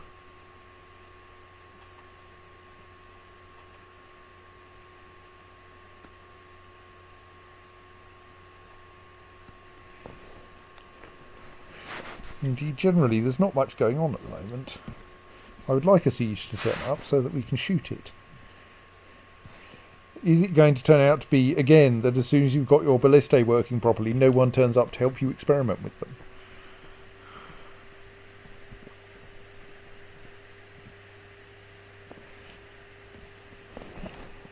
As happened last time.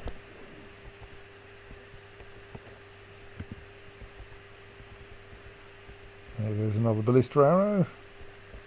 Another one that just plummeted to the floor.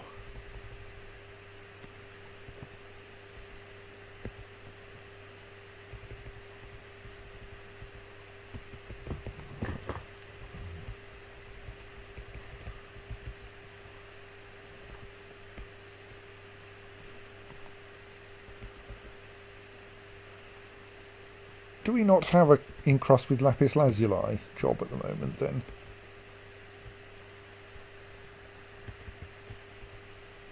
We don't. Let's add an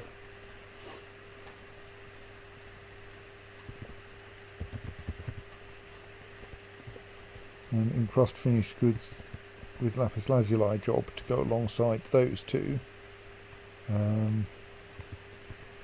So then we want 20, we use 20 and 10, do we?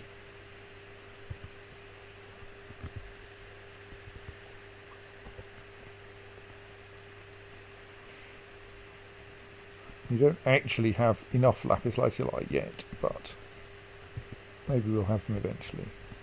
Do we really not? We've got 23. There's something weird about our lapis lazuli.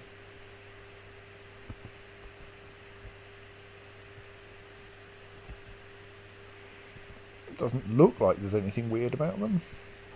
Maybe they're just in the wrong place. Yes, I appreciate that they're not very valuable. We've got the lapis lazuli and we have so many things to encrust. So you may as well use the lapis lazuli to encrust things. It's just silly when someone makes an entire artifact out of them, with them.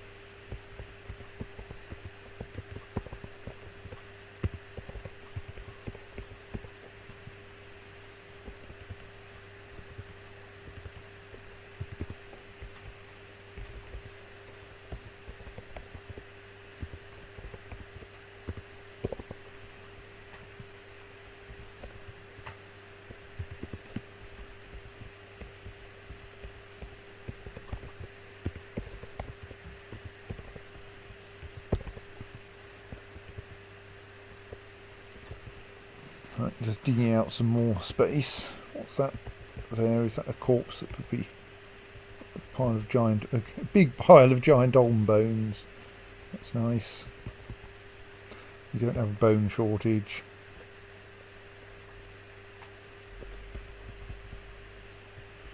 Hey, you guys who are trying to hunt things in the caverns, there's a pond grabber. If you could go and shoot the pond grabber, that will probably cause things to get much more interesting down there. You know. What's log situation? Yeah, that's fine. No shortage of wood.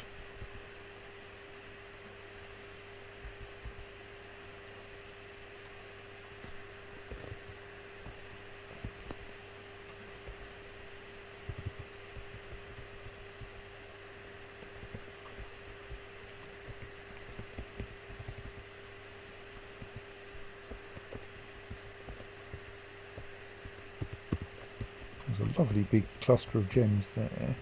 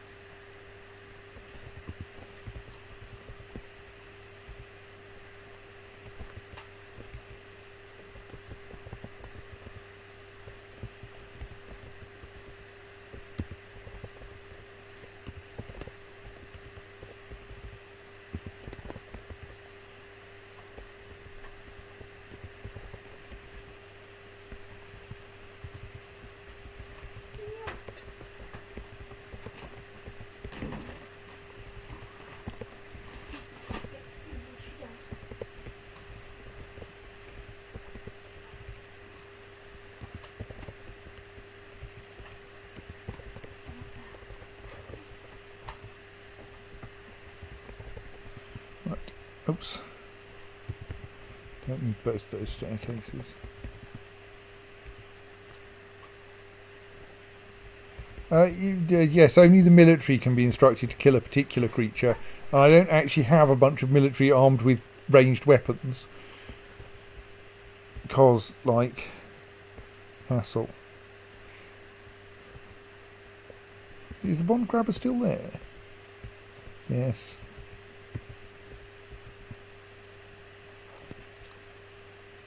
And also, it is actually quite difficult to get to that square. I mean, I suppose we could just drop a cave in on his head. But that seems a bit extravagant for a pond grabber.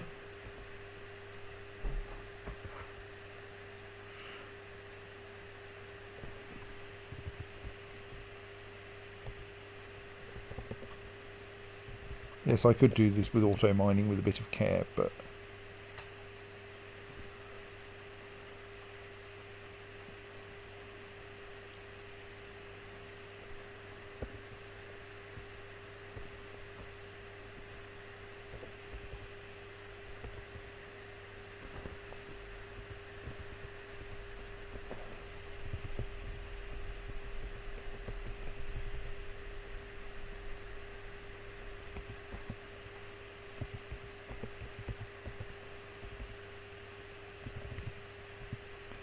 right.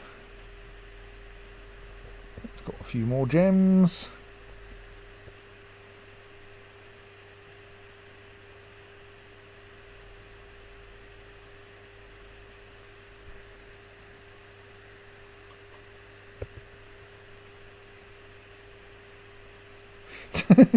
Sorry, that miner was actually working on mining the gems by climbing a tree, rather than by such tedious means as tunnelling through the rock.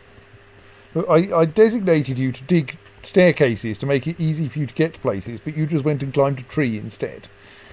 Okay.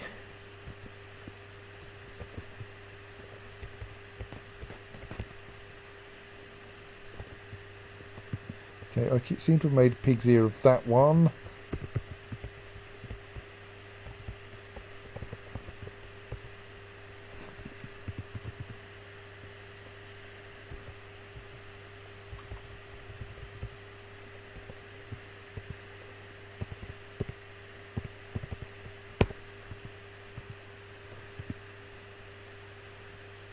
May need to actually make some more rock blocks for repairing my stupidities.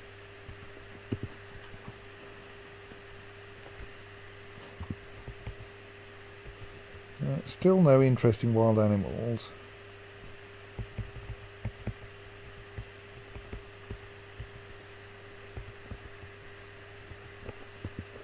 So how do we get to those gems then? Upstairs there would do the job.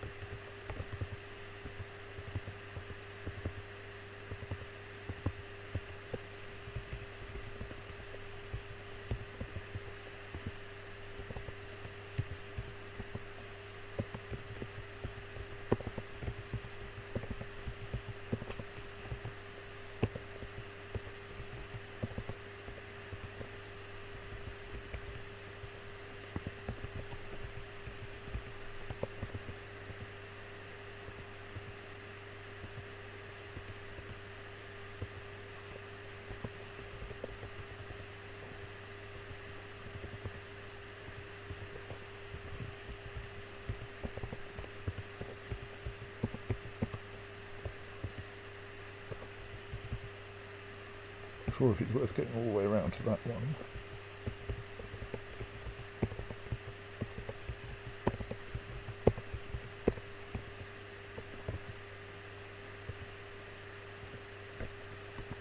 Will get me a reasonable amount of extra gems.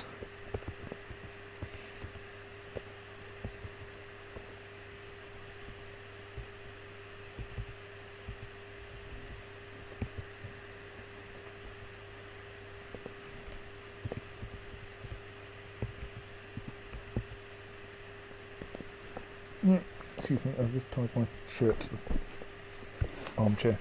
Right, where were we? Yes.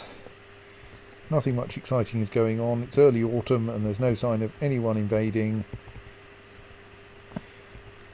We have plenty of food, we have plenty of booze, we have far too much booze indeed, excellent. We're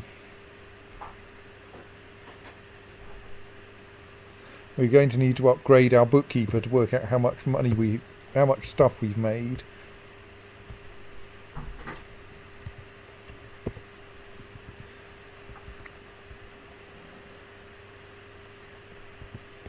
Our Craftsdwarf's workshop for making things out of bone is so cluttered it's significantly slowing down its ability to actually make everyone's ability to make anything in there. But still they're making too much stuff.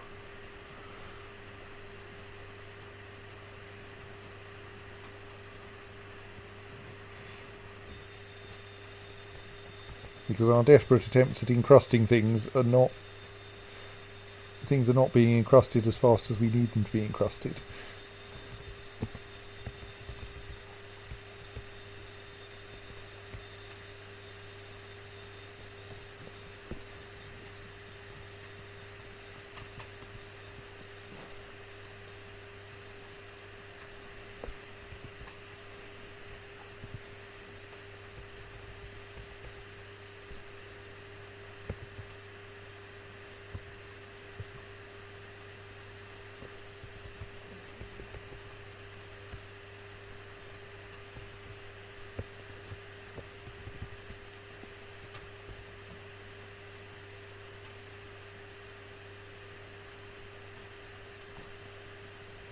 Right, a caravan from our own civilization has turned up.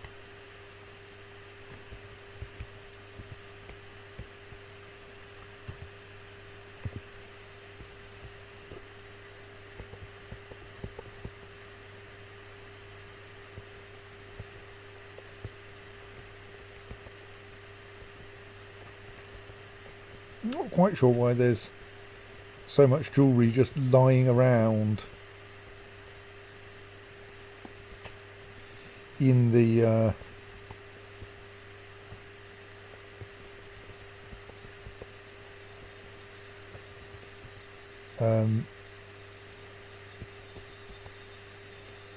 trade depot. Kind of inclined to try to sell them some ice as well, because we don't have a shortage of that. I suppose we might once we start having to do having to build new fortifications. Now we've got a decent quantity.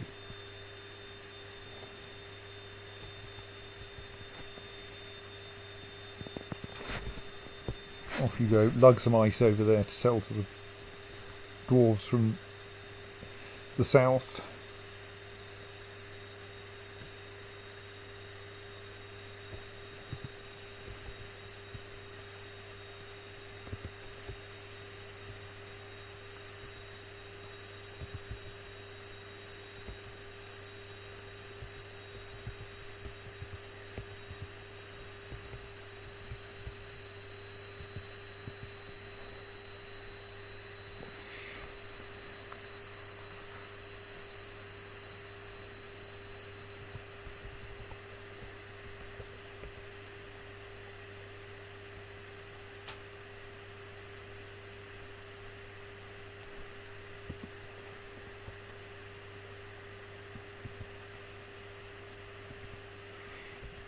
We carry on asking for wood? I think we probably do. I mean, like, it's cheap but useful to have.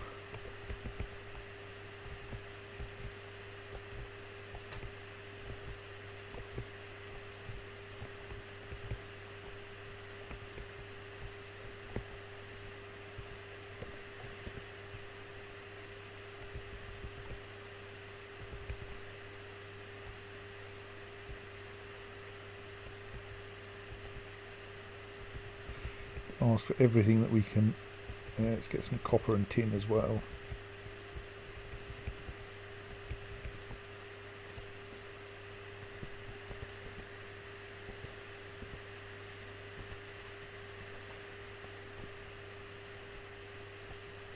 You don't actually want crossbows. Spears and short swords and warhammers and axes.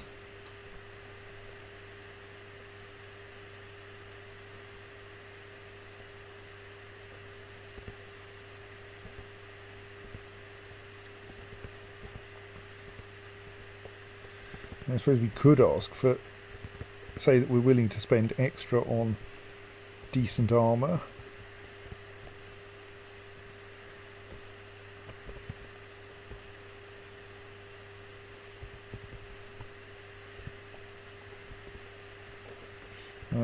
Excuse me, I'm having difficulty with my keyboard control.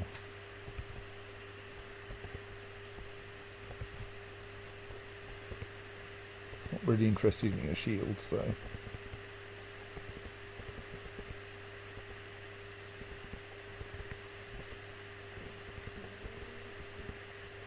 Wasn't an option for asking for animals, is there? Is there? Oh yes, we asked for cats ages ago, didn't we? That only seemed... that's empty cages. Is there a... pets? Yes. I think it would be useful for us to have an egg industry. And for that, we want turkeys. Presume we only need the females to get eggs. Well, just in case.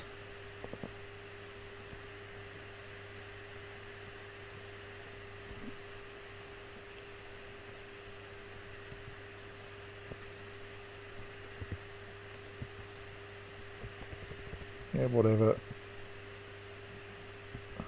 I don't care what you're trying to buy. You get what we make.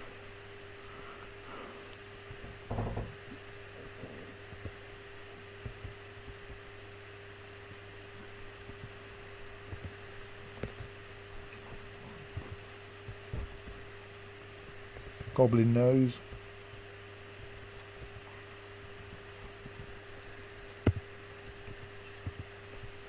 So now, where we've successfully demolished things, we can start reinstalling the fortifications.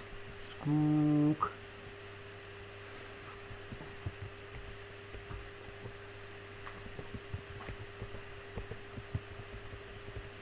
Conveniently, we have lots of ice around to make fortifications out of.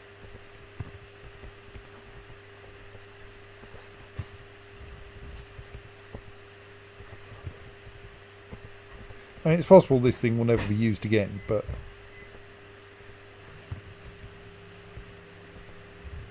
it feels polite to keep it properly maintained.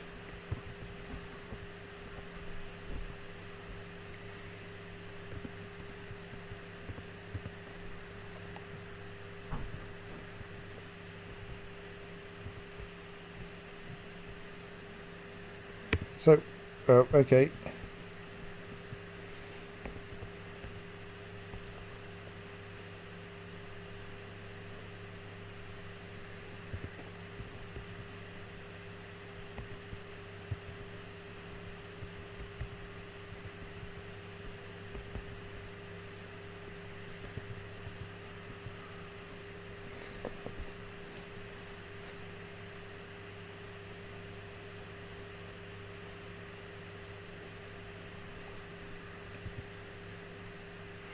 Who are you trying to give food to? Oh, maybe they're trying to give food to dwarves who've managed to get themselves caught in webs. That's a possibility, isn't it?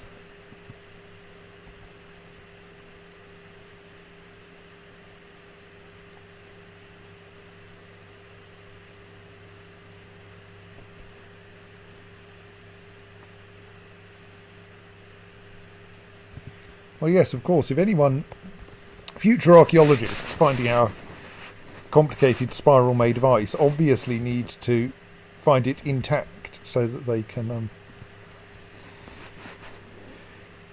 correctly work out what to do with it. What have you banned us from exporting? I hope it's not like trinkets. Enormous corkscrews. We were not planning on exporting any enormous corkscrews, don't worry.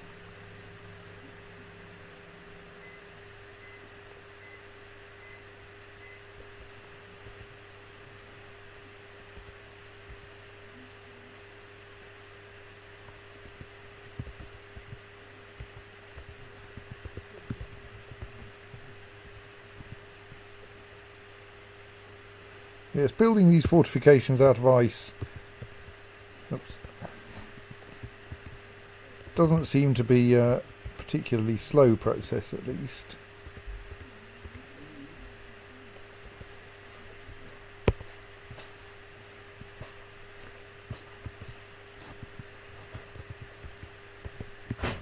At least actually building them isn't. Designating them is a bit of a pain.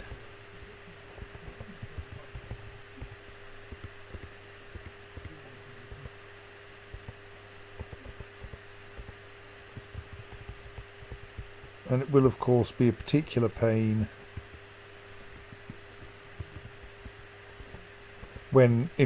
after I've done this, because now half the fortifications will have to be dismantled and the other half of the fortifications will have to be dug out.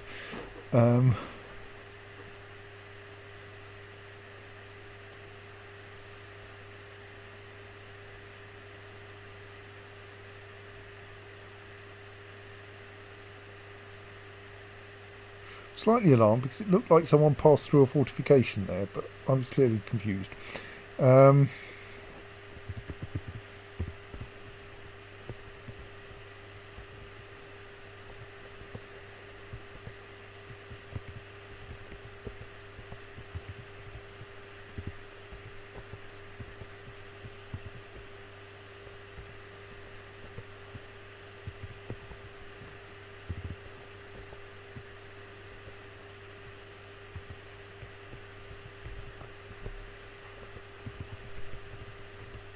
That's a floor, Ben, not a fortification.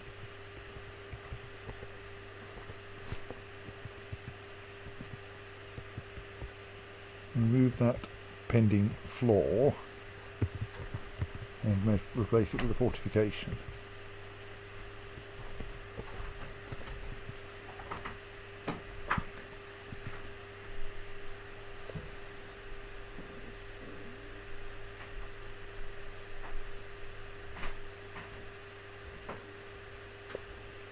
I suppose a good thing is that anyone can build fortifications, so we just get an enormous swarm of dwarves coming up here to build them. Right, let's see how the trade depot is doing then. Are you ready to trade yet? Yes, hurrah! Yes, we'll have all your steel and iron. Yes, I know it's terribly expensive stuff, bring more.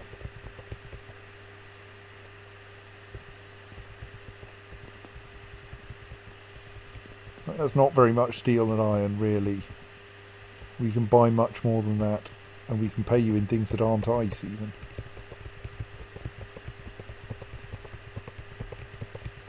But, like, we'll also pay you to take our ice away. Well, not pay you. Take things from you in order for you to take our ice away.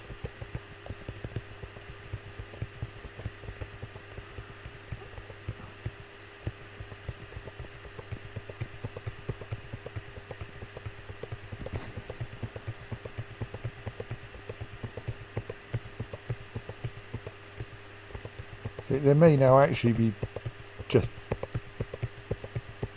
being deliberately annoying with the amount of wood they're bringing. But I'll buy it all off them anyway, because like all the wood that they've brought I can buy with one earring.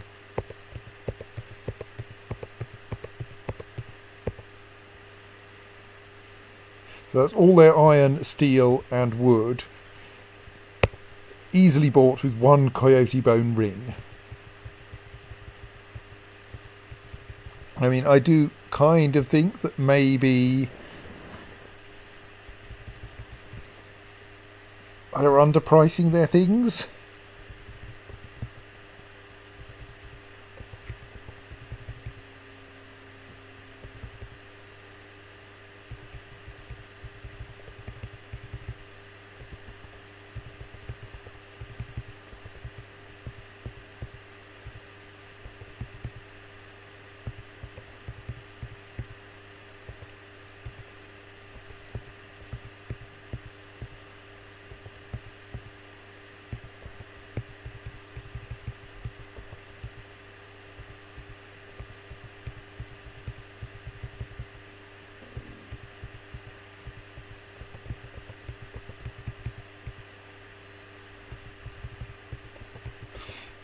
Oh, I'll have to add something other than a single coyote bone ring to their to the list of things they're getting.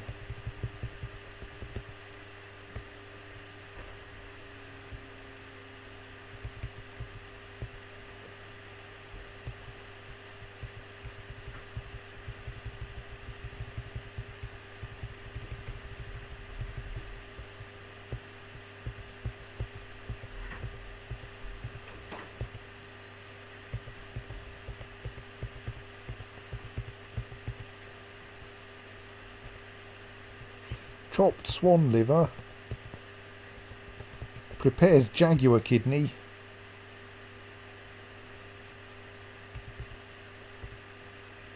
sure the food prices are higher than they should be. Let's buy the really good food anyway. Yeti meat. As I recall, the game doesn't even have yetis in it. I could be confused. Oops, I didn't mean that. Well, we'll have it anyway. Variety is good. Nice not to live entirely on plump helmets.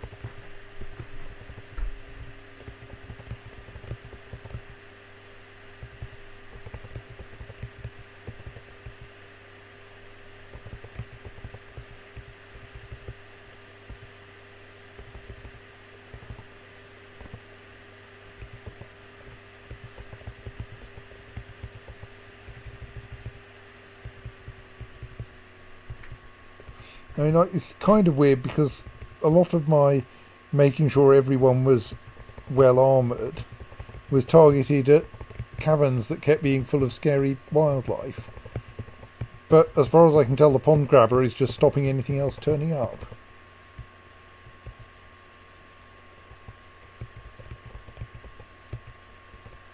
Oops.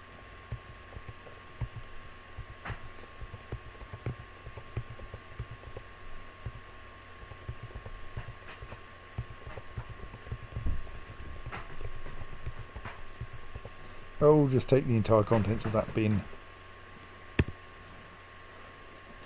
Yes, I'm sure you are ecstatic with the trading. I've been extremely generous.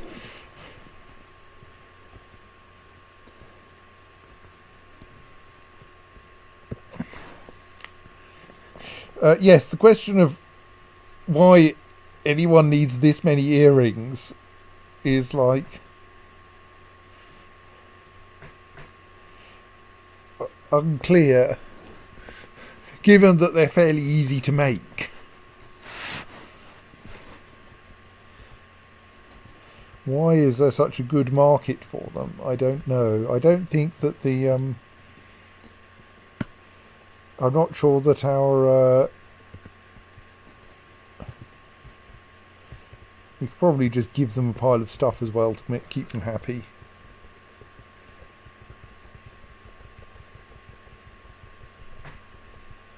Hang on, I was only meaning that to be 10,000. Let's turn some of those off again.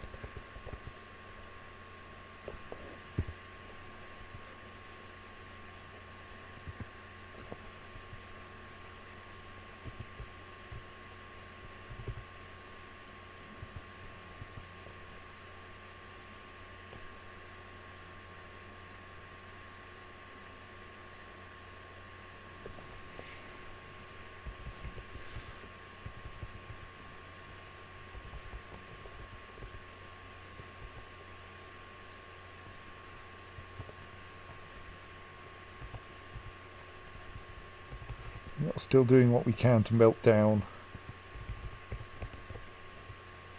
spare things. Can unsuspend those two constructions, I suspect. And look at where the spiral needs to be filled in.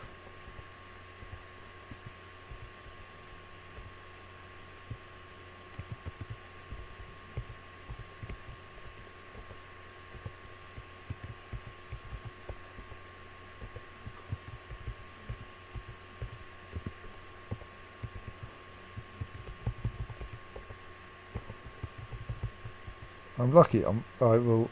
Oh, that one still needs to be dug out. I will not actually foul this up, and the spiral will still be a spiral when I've finished.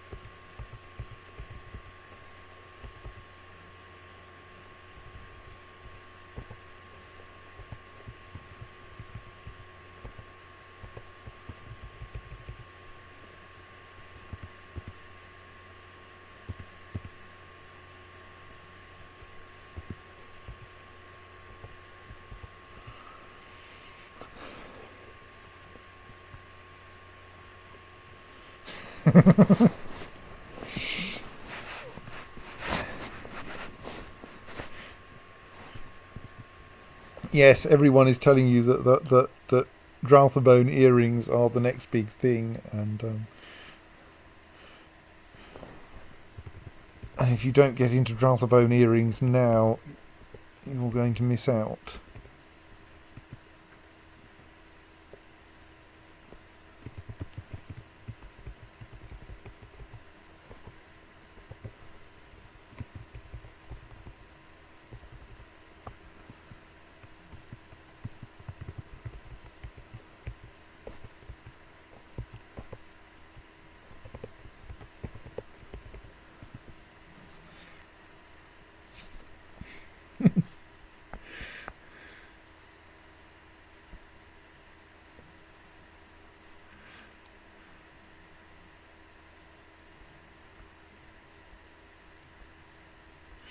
Yes, of course, some of the fortifications have got stuck.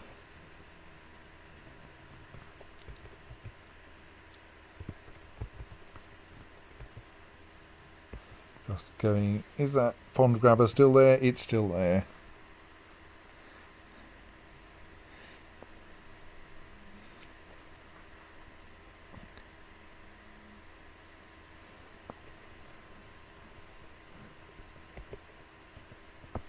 So of course, if we ever use this again, we'll have to go through a similar process to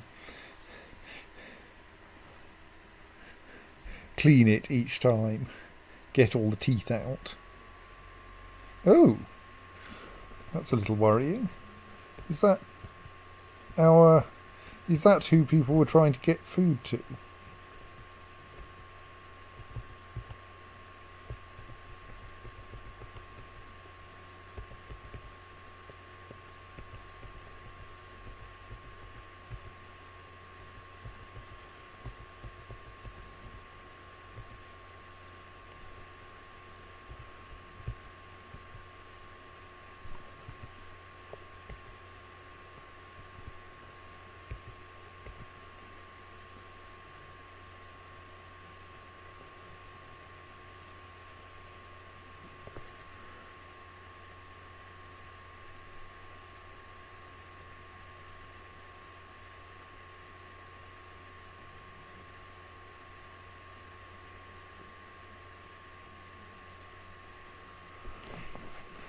I mean, strictly, we didn't need to clean all the teeth out of this in order to reuse it. It just seemed like it might be a good idea.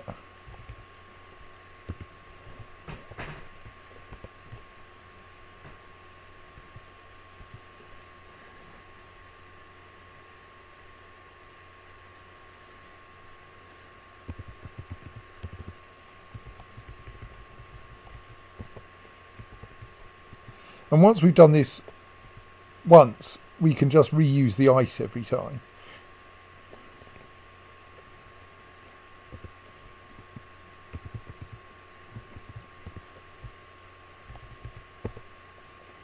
We haven't cleared that bit out yet, it looks like.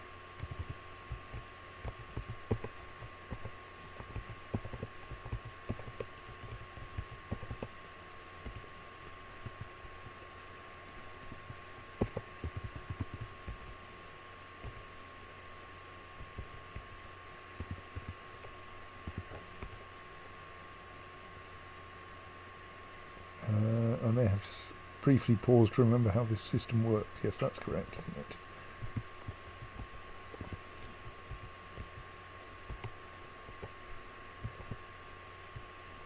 And the nice thing about rebuilding all of these out of ice, out of fresh ice, is that it reduces the number of great big ice boulders kicking around the place.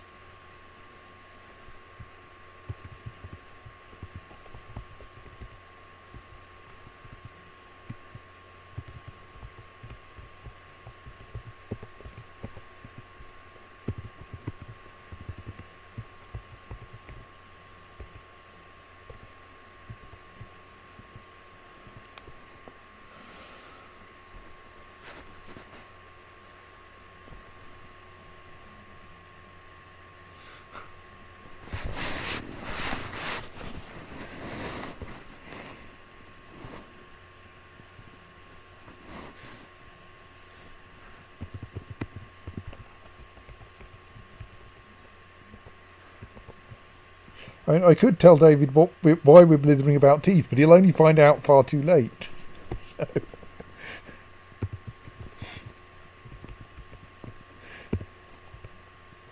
I mean, I presume that when you raise something from the dead, it only has the teeth that it still had in it when it died, and that they don't, like, produce new ones. Unless, of course, they're werebeasts, because werebeasts do heal, and I presume that healing does include teeth.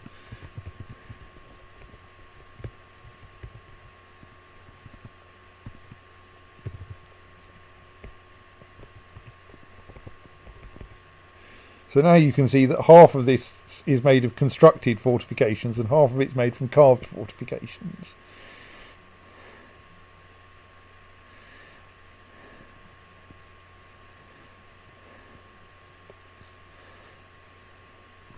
And all of it is full of surplus teeth. Okay, that one's a tusk, but it's it's from a troll, so we won't carve it into anything anyway.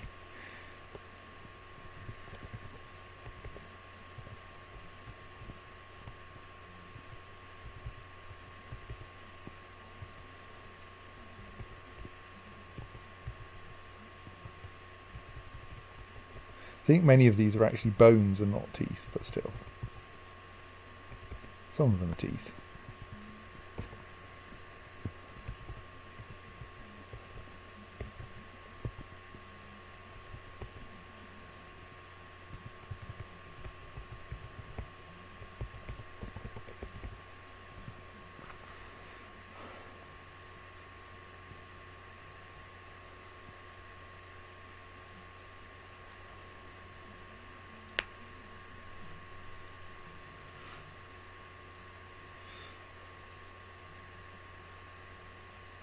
And there we have a lump of ice stuck in an ice fortification.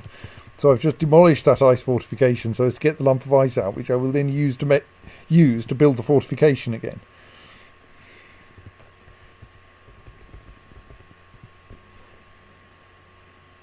This is slightly confusing. There we go. Why is that one not built? Because it's got suspended for some reason. Probably someone left a dead thing in it.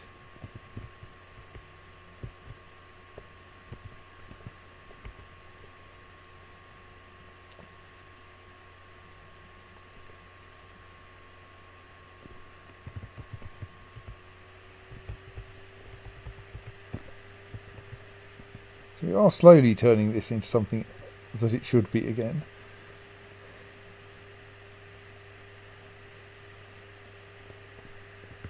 What's going on here?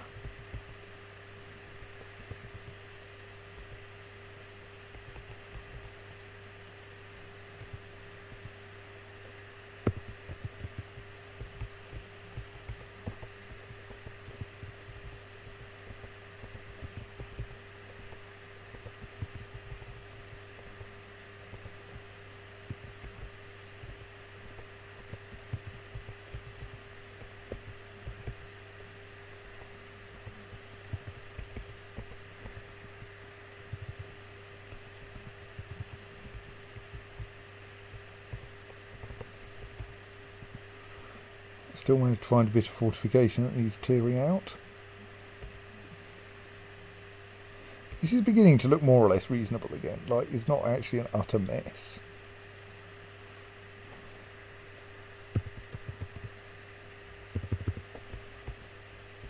I can at least remember that the windows are meant to be fully surrounded.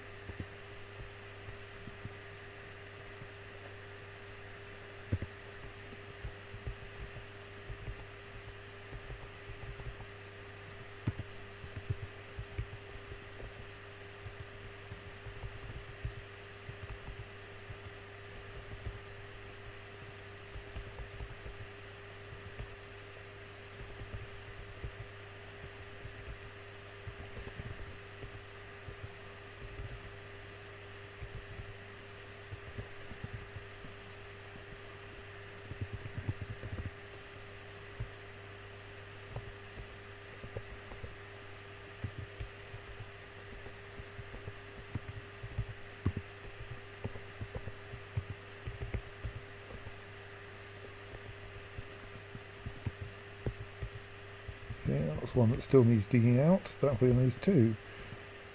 Slightly surprised I'm still finding places where I haven't actually removed the old fortifications, but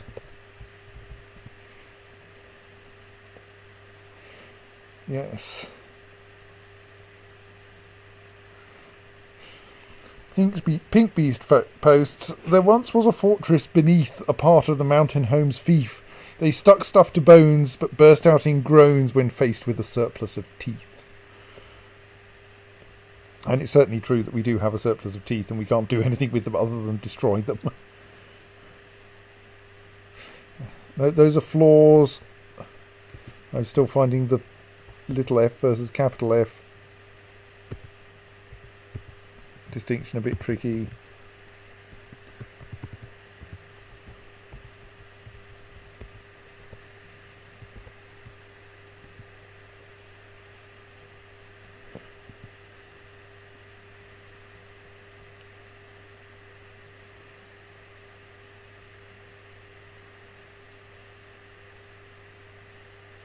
I'm sure the repeated changes of topology around here are making the route finding quite fun.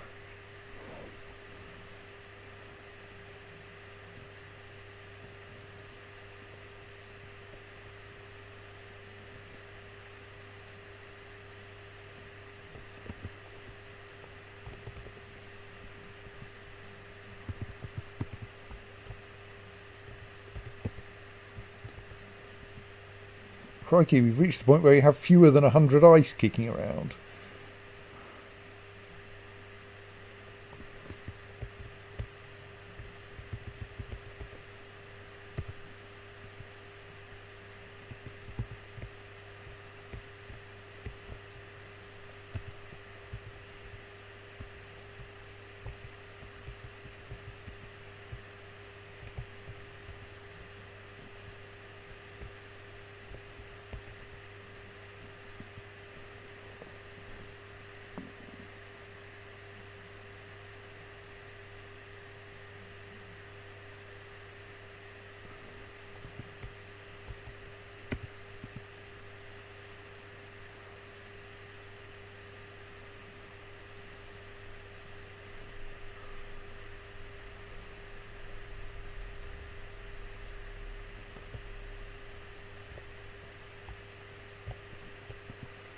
Right, we've almost finished cleaning the fortifications.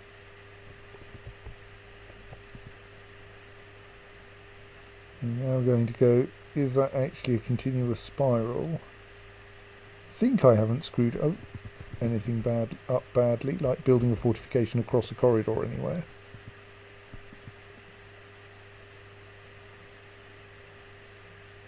It's tidier than it used to be because we don't have nearly so much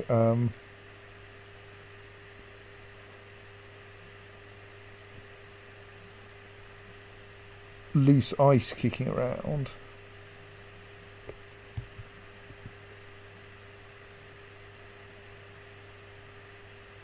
Is there a gap in that spiral or a blocked corridor anywhere? It looks good to me.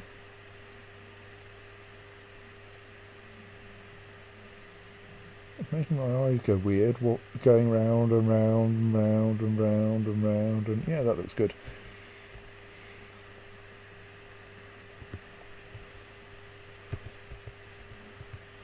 So now actually what I can do is go around and around and around and around and mark things for disposal if there is nothing useful to be done with them. Why there's a bucket up there, I don't know.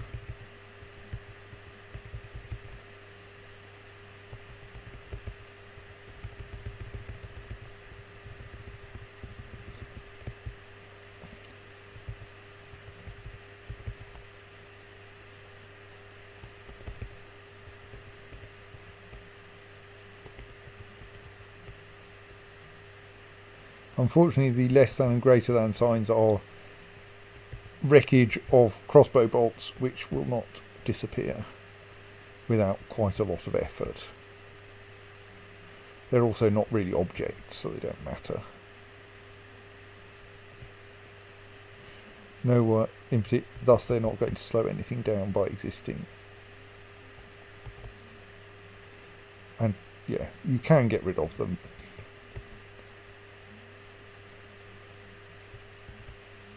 Wiki says one of the uses of building roads is that debris like that don't show up on them. You'll notice that they don't appear in the list of things I can see.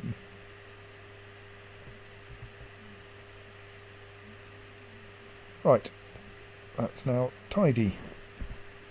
At least I've marked everything else that needs to be disposed of for there for disposal. I think the goblins may have heard about our ballistae and are now not coming to visit.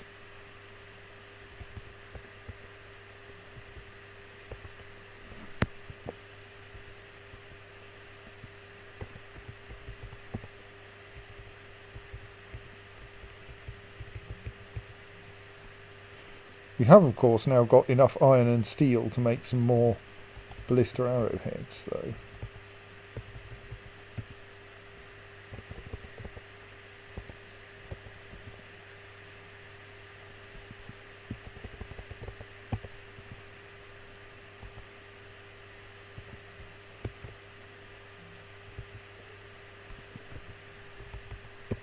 We've presumably thus got one bronze ballista arrowhead that we can turn into a bronze ballista arrow.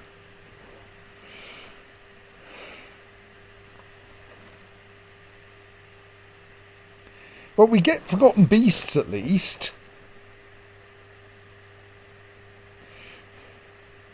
The forgotten beast Axum Atuerla has come. A giant three-eyed scorpion. It has a broad shell and it squirms and fidgets. Its what? Its eggplant exoskeleton is wrinkled.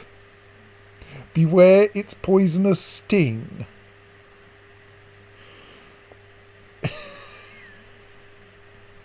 Right. Okay.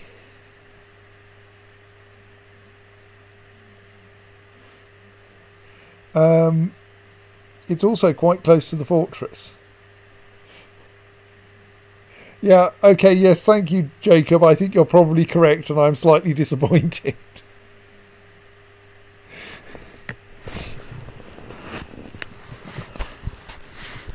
No, I fear that the eggplant here is probably a colour. I did have the Dwarf Fortress wiki page on colours open a moment ago. Yes, I still do. Eggplant is one of the colours that the Dwarf Fortress wiki believes in. Though admittedly it doesn't look very much like the colour that we've actually got there, so... So, yes, it has turned up quite close to the fortress door.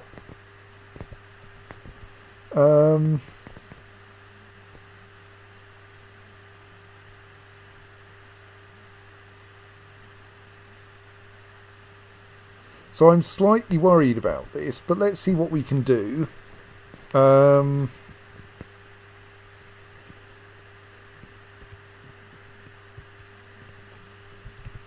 Get everyone out of the caverns if possible.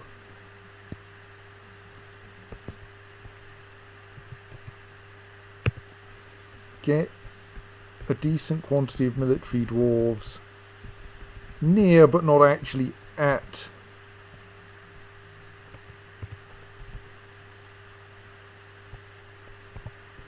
the entrance.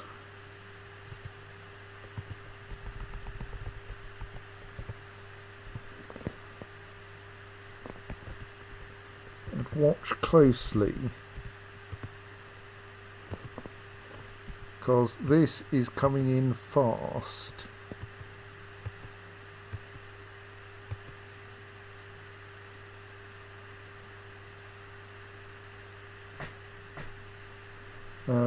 While we're here, I suppose, also put something down there as bait.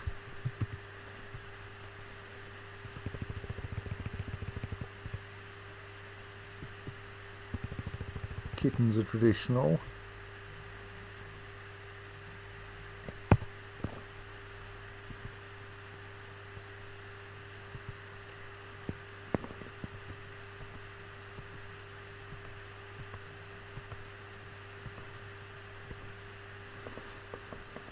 Right. How many people are there still out in the caverns then?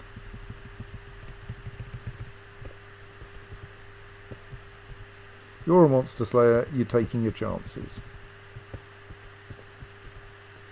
You're a monster slayer. Here, would you like a monster? You're a pond grabber. You're another monster slayer. So I think actually there aren't a noticeable number of my citizens in the caverns. Like there's that kitten.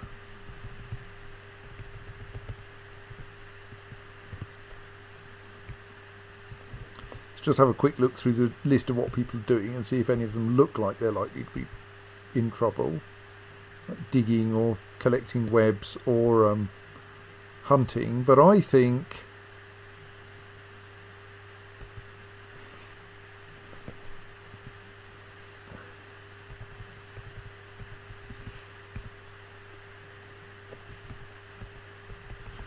we're actually in a situation where we can safely close the front door.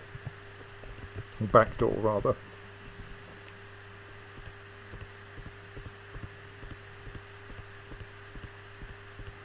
And lock this thing out. If we're really lucky,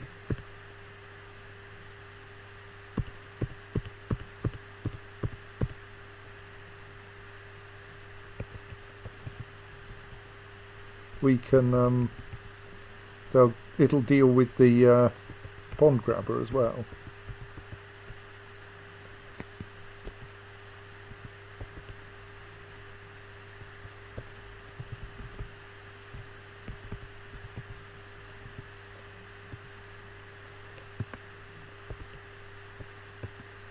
While we work on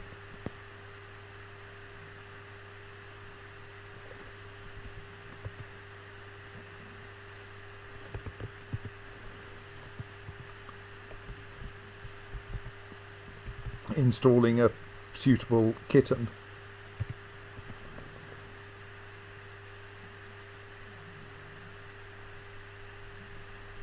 It certainly sniffed something out.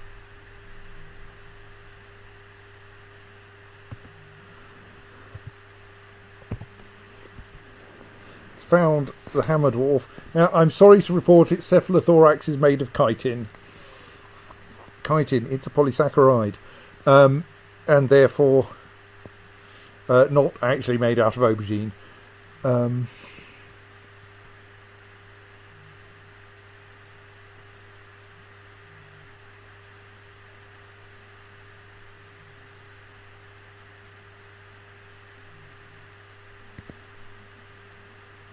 This hammer dwarf is reasonably competent, but like the Forgotten Beast does have a poisonous sting, so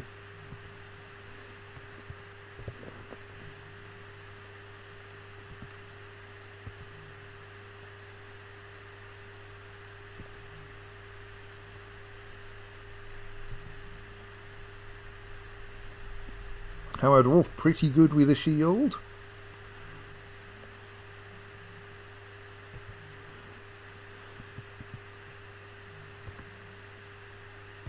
Okay, one of our random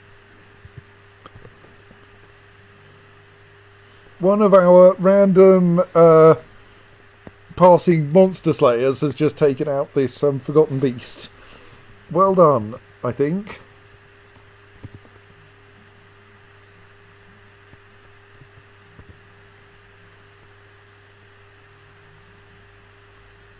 Has also killed a troll and a beak dog, but one notable kill. Akazum swim leaders the Forgotten Beast.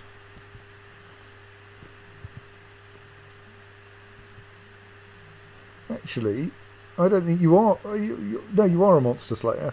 We just know about your relationships, even though none of them are actually here. At least none of the major ones.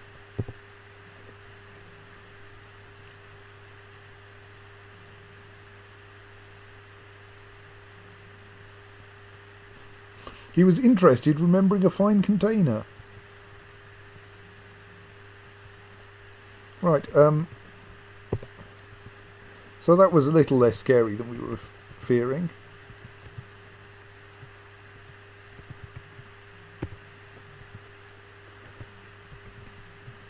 Well, yes, we didn't manage to get the kitten in place.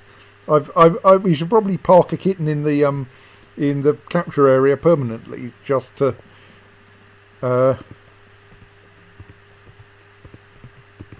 make it more practical. We have got the kitten there now, but like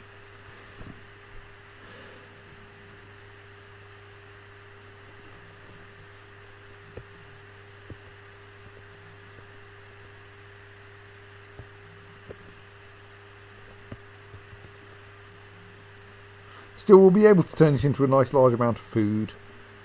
Probably. I think you can eat scorpion meat.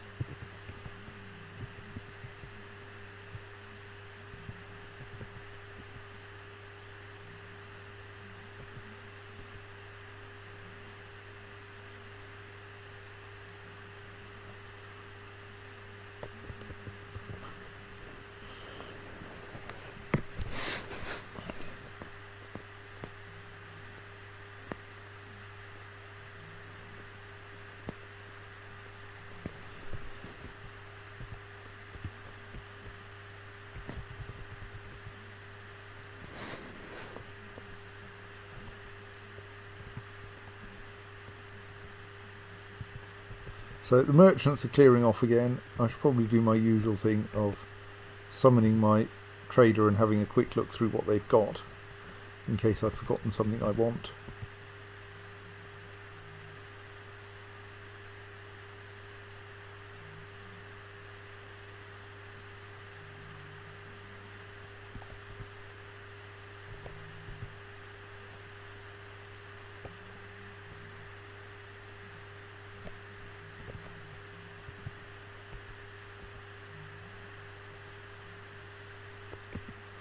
Oh dear.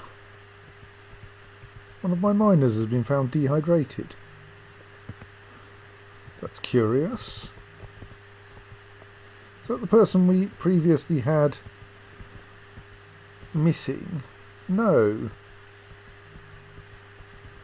Why has one of my miners died of dehydration? Did they go mad?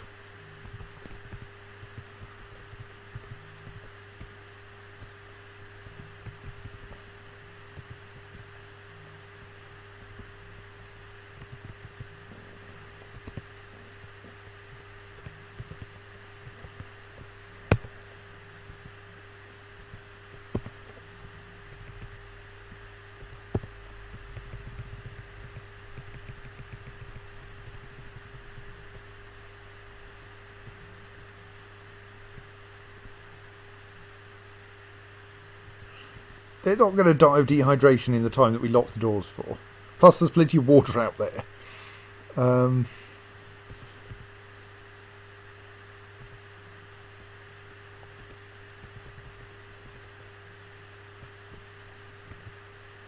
Right, there's still plenty of stuff that needs.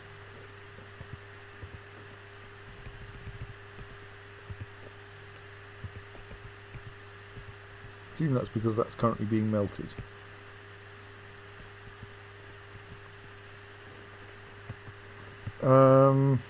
Sorry, there was a thing I was trying to do and I forgot what it was. Oh yes, I was going to see if I could find the corpse of the person who's missing. Iton Nishtabar Tolis Amem.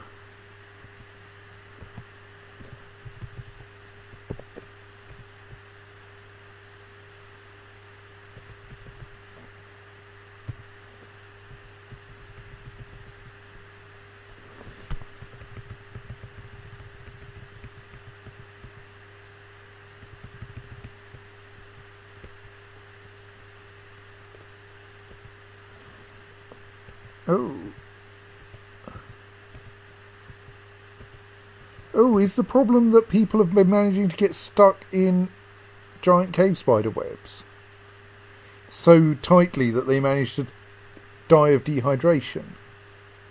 That would be unfortunate.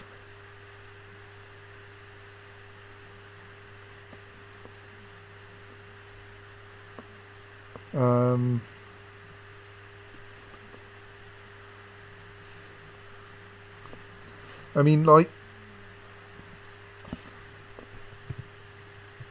Oops, I didn't pause when I was intending to. Oh well. If we set a small auto mining job going there...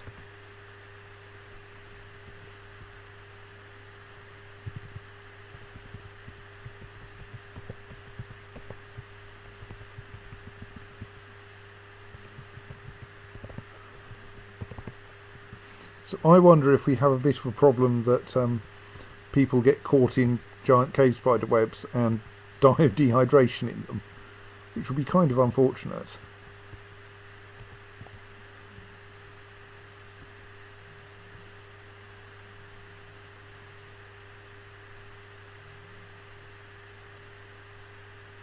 I'm mostly sending the miners up here so they'll find the dead body. Rotting body.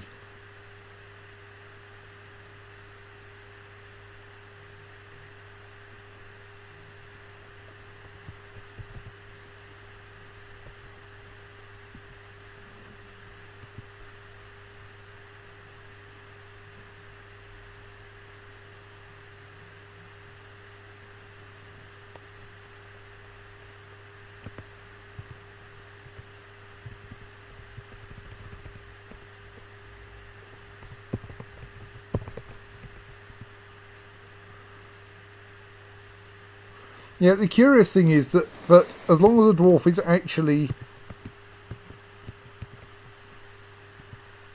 meant to be harvesting the webs, then they're perfect. Then they're entirely non-dangerous. Let us re-enable auto-collect webs, which will clear some of them out.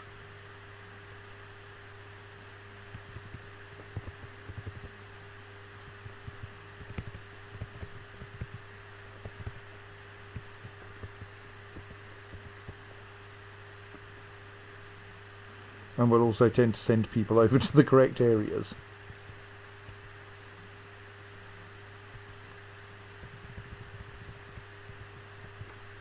If, of course, we've got any weavers. We have still got plenty of miners, they just don't seem to be wanting to go out mining. I have unlocked the front door, haven't I?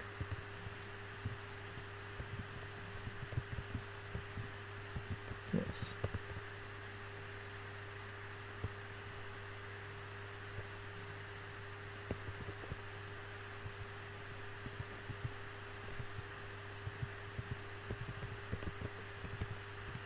Notice how clean it is. Let's pull the lever to crush all the stuff that we brought in.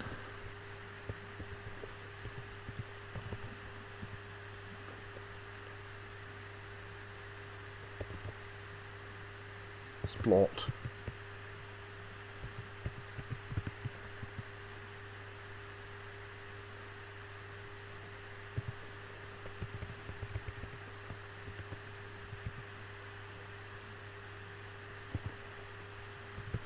The miners are very definitely not going and doing any digging. Possibly because they can see how terrifying that corner of the cavern is.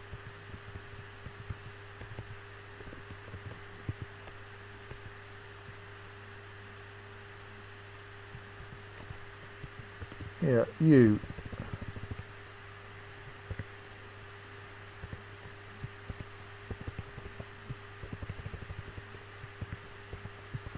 I think weaving is what you need.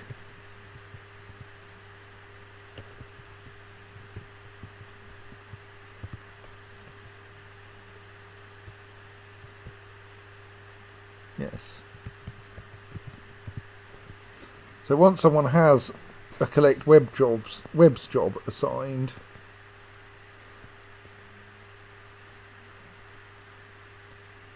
they will go out and find a web and bring it home, and then do that again and again and again.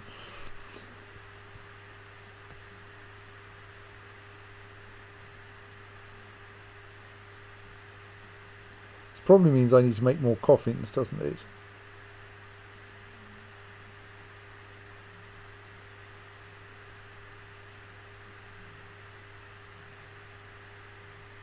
And now got distracted by they've now got distracted by melting a thing. Well, things always need melting.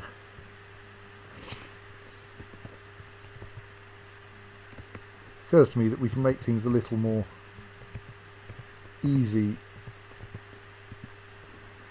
for people by digging that out as well, so that you can actually get into the fortress from the backside. There we go. That will make the route finding simpler for people. Oh yes, coffins. So do we? Well, we can't really extend the. I think we extend the burial area down the hill. Well, maybe we need to tidy up that slope a bit first.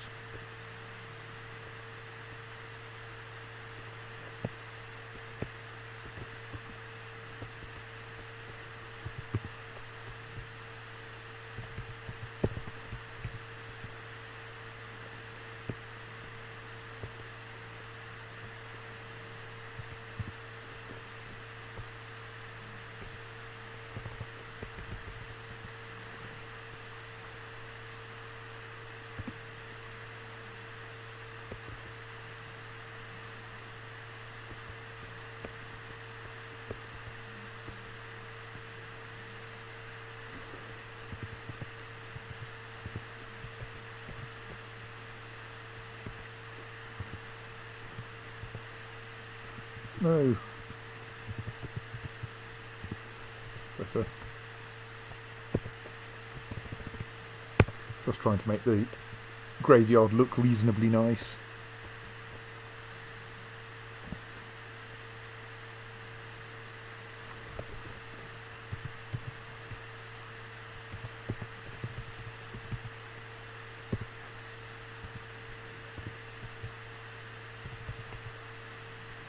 It does appear to have an enormous quantity of teeth in it.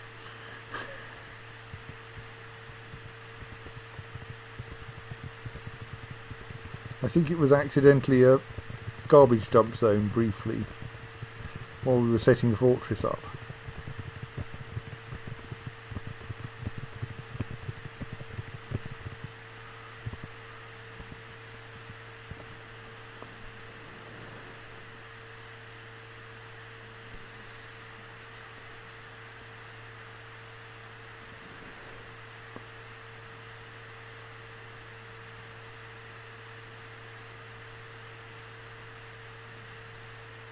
Right, oh, we can install at least some coffins. Actually, no, I'll put it in there once that digging's finished for reasons.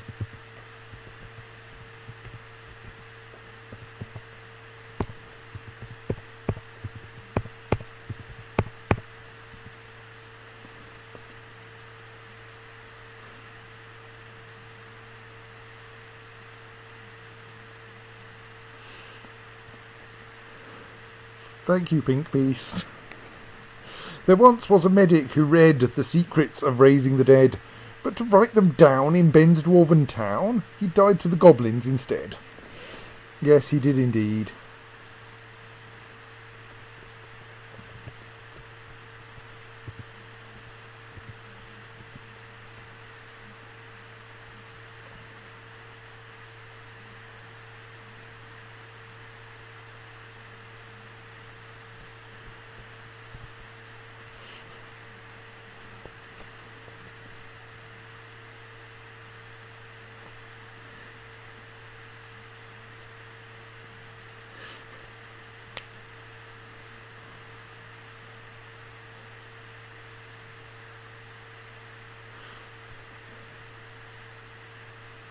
Right.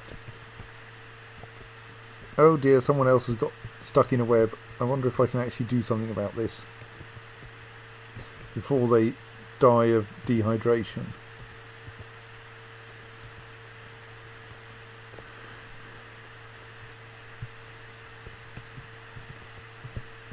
Right, so we need Moses Avolton's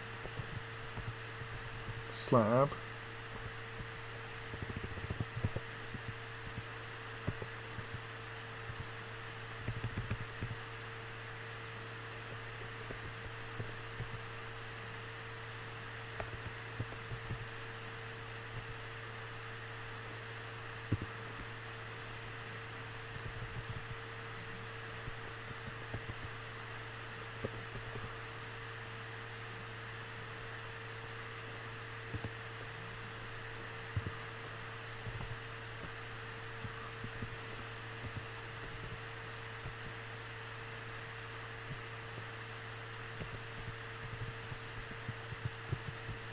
I'm going to de-designate my attempts at mining some things out here for now while I find out where people are and what's going on.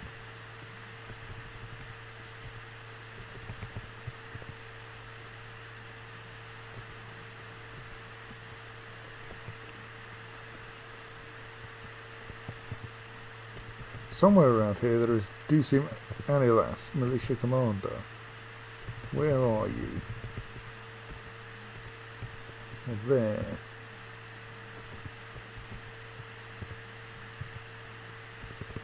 You are hungry, but you do appear to be mobile.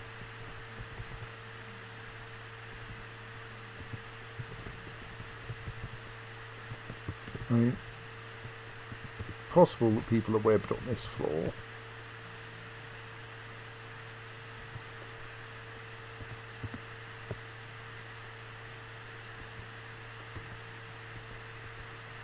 Have I done something stupid, like accidentally cut us off from the upper caverns?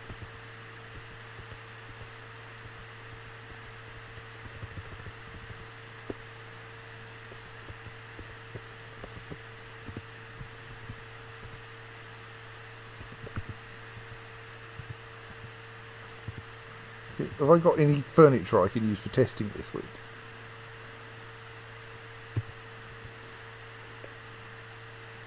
I think I may need to build some more furniture just generally.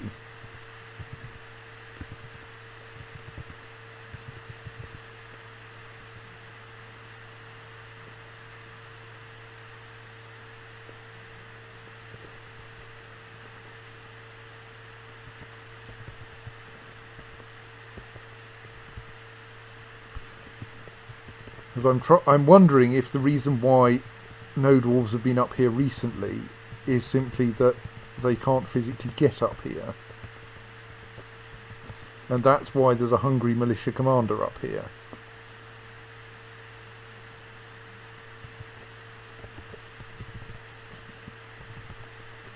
That's why we're getting occasional inaccessible messages, that some bit of my gem mining operation has accidentally separated the two layers of the cavern.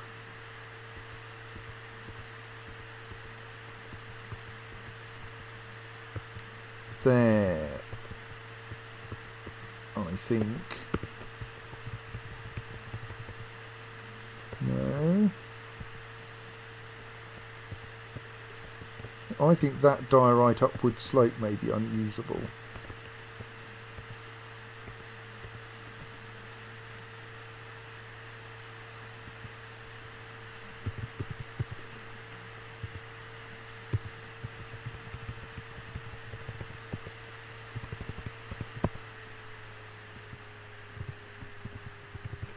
And therefore it has accidentally become impossible to get into the upper caverns.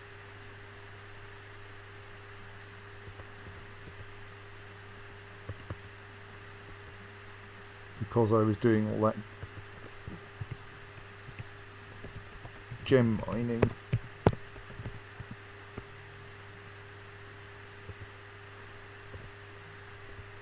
I thought they were meant to actually be marked as unusable, but don't seem to be. But let's see if things get better once that's dealt with.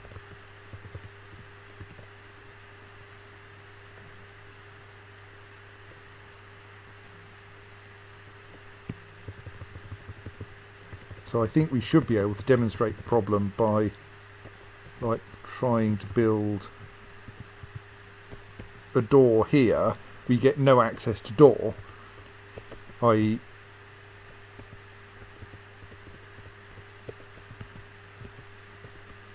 you can't actually pass to here from anywhere where we've got a door we could install. Whereas if we go down below the dubious level, then we can install it, yes. Yes, snoozing should happen soon, but I'd like to get my fortress reconnected first, because that's going to be a problem. Right, so now if I try to build a door up here, yes, we can. Right.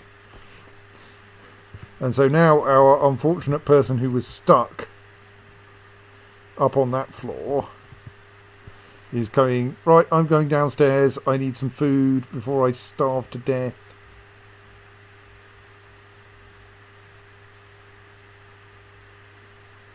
And lots of other people are rushing upstairs and probably going to get themselves caught in the webs, but because other people can bring them food and water, this won't be a serious problem. Right.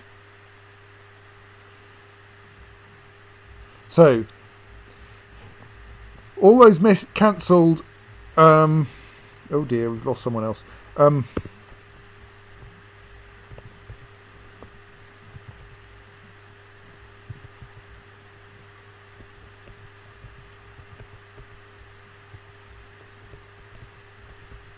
All those cancelled jobs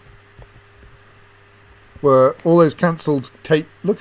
Oh dear, the forgotten beast meat has rotted.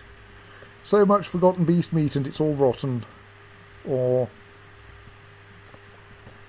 I think the we may have run out of cooking jobs to cook it. Well, it's not like we're short of food, and no one likes forgotten beast meat anyway.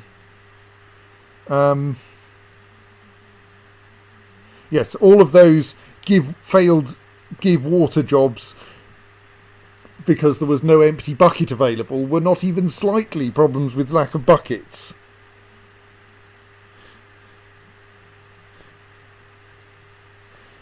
They were actually secretly caused by it being impossible to get to the person who needed the water. The forgotten beast meat has rotted. We can't use it for anything, sorry. It will be destroyed very shortly.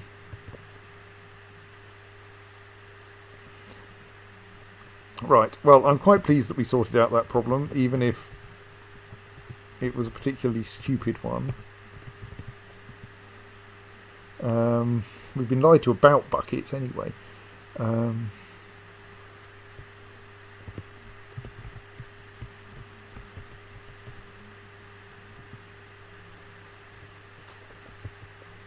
Right, so I think at this point we should stop and go to bed because it is 1:30 and that is much too late.